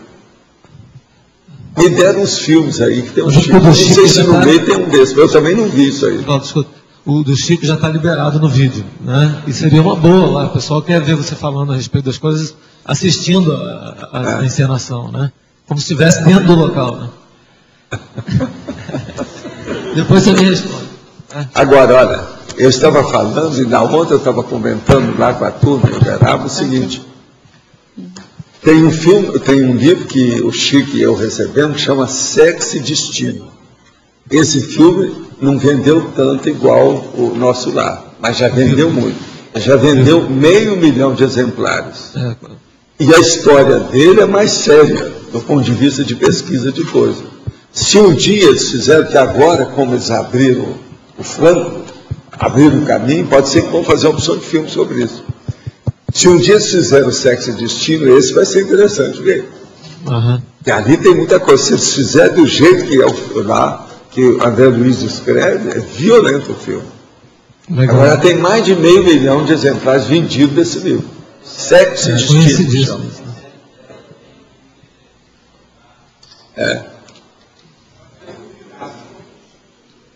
Ah, sei. Esse deve ser um lacrimário enorme. Lacrimário, é coisa de igreja católica, isso aí deve ser. Aqui, Ana. Professor, aqui, é lacrimário que chama, é o lugar das lágrimas que você vai.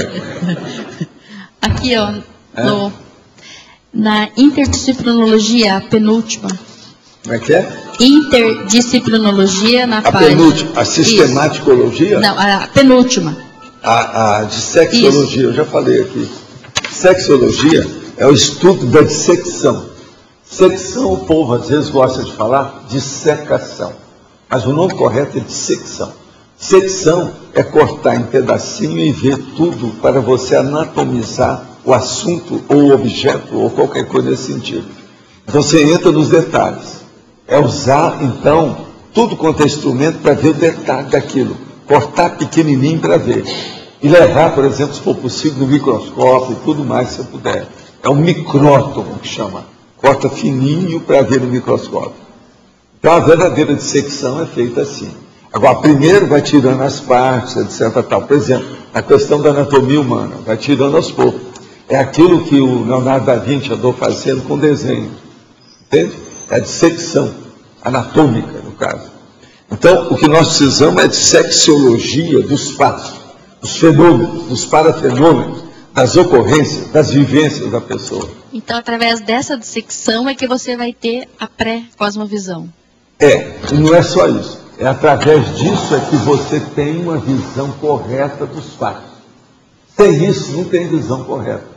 Essa visão correta é que é o mais importante. A visão correta tem que ver os detalhes. Se você vê muito por cima, ainda não é correta. Ela é segmentada, ela é insuficiente, ela é parcial, ela é incompleta. Você entendeu?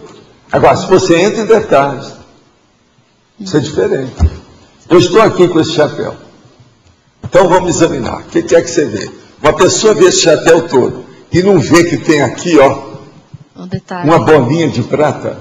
Como é que é? A visão dela ficou... Ela não adiantou nada. Aqui, ó, tem uma peninha no chapéu para atrapalhar. Veja. Isso é um alfinete para segurar essa faixa. Aqui. Esse chapéu é dos melhores que tem no mundo inteiro. Esse é de Hollywood. É lá que eles usam. É da Broadway. Entende? Agora, o que é? A marca é Dobbs. É genuíno Shantung Panamá. Esse é o mais genuíno, é o mais autêntico, todo mundo sabe. Vem com número, vem com opção de coisa.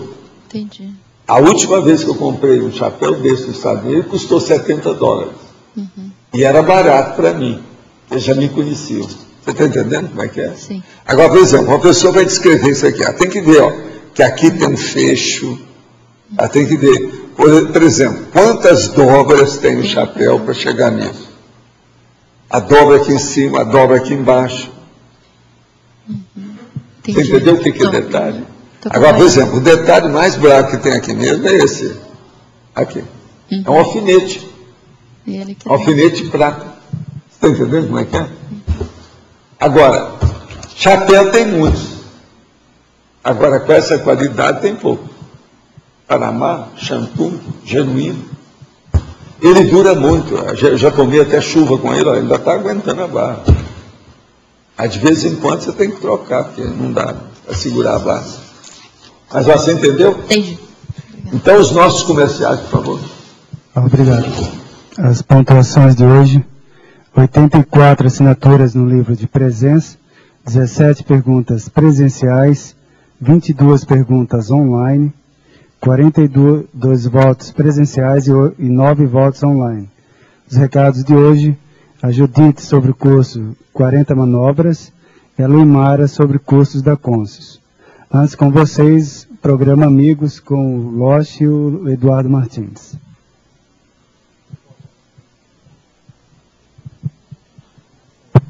Pessoal, boa tarde a todos. Nós estamos aqui divulgando a 6ª semana da Max ProEx, que vai acontecer o ano que vem, e o 9º Balanço Existencial. O programa Amigos da Enciclopédia, o CAEC e a Apex fecharam uma parceria e, através dessa parceria, nós vamos oferecer algumas atividades, né, o programa Amigos junto com a Apex, durante a semana da Max ProEx.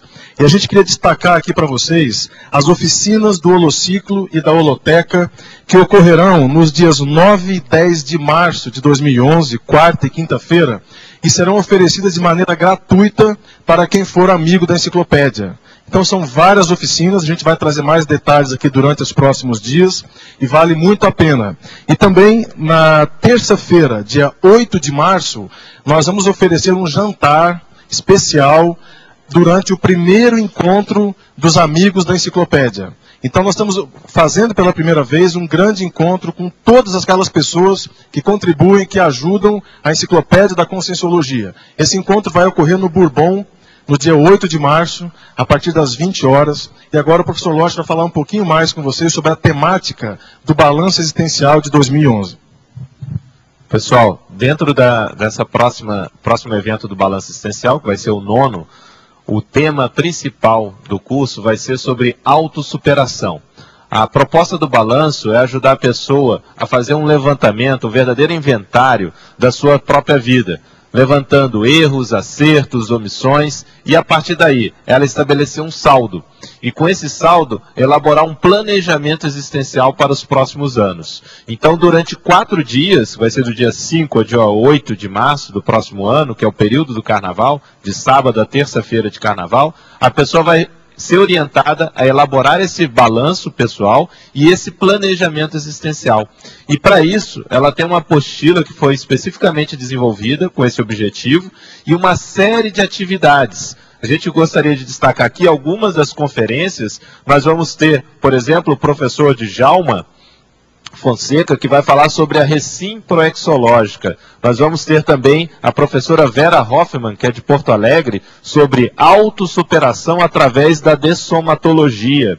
Nós vamos também ter a Bárbara Cioto, do Rio de Janeiro, que vai falar sobre autossuperação no binômio doença física e saúde consciencial. Essas são algumas das conferências. Nós vamos ter atividades como consciencioterapia, dentre outras, para ajudar a pessoa a fazer esse balanço. Então, contamos aí com a participação de vocês e destacar o encontro, o jantar do Amigos da Enciclopédia, que é no último dia, na terça-feira de carnaval. Pessoal, então quem está fora de Foz do Iguaçu, colocar na agenda, né, durante o Carnaval de 2011, vai ser um grande encontro. A gente gostaria de ter a participação de todos os amigos da enciclopédia, inclusive participando da Max ProEx dessa semana, do Balanço Existencial, que é um dos grandes cursos da Conscienciologia, com mais de 10 anos, né, vai fazer 10 anos agora, né, em 2012. Então vale muito a pena. Obrigado. Boa tarde a todos. O convite é para o curso 40 Manobras Energéticas.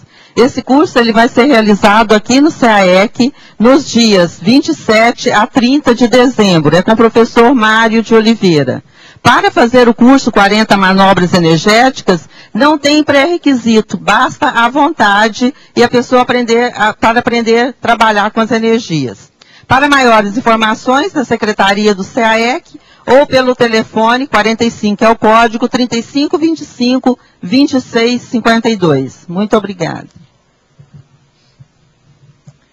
A Conscius tem 2 convites para vocês.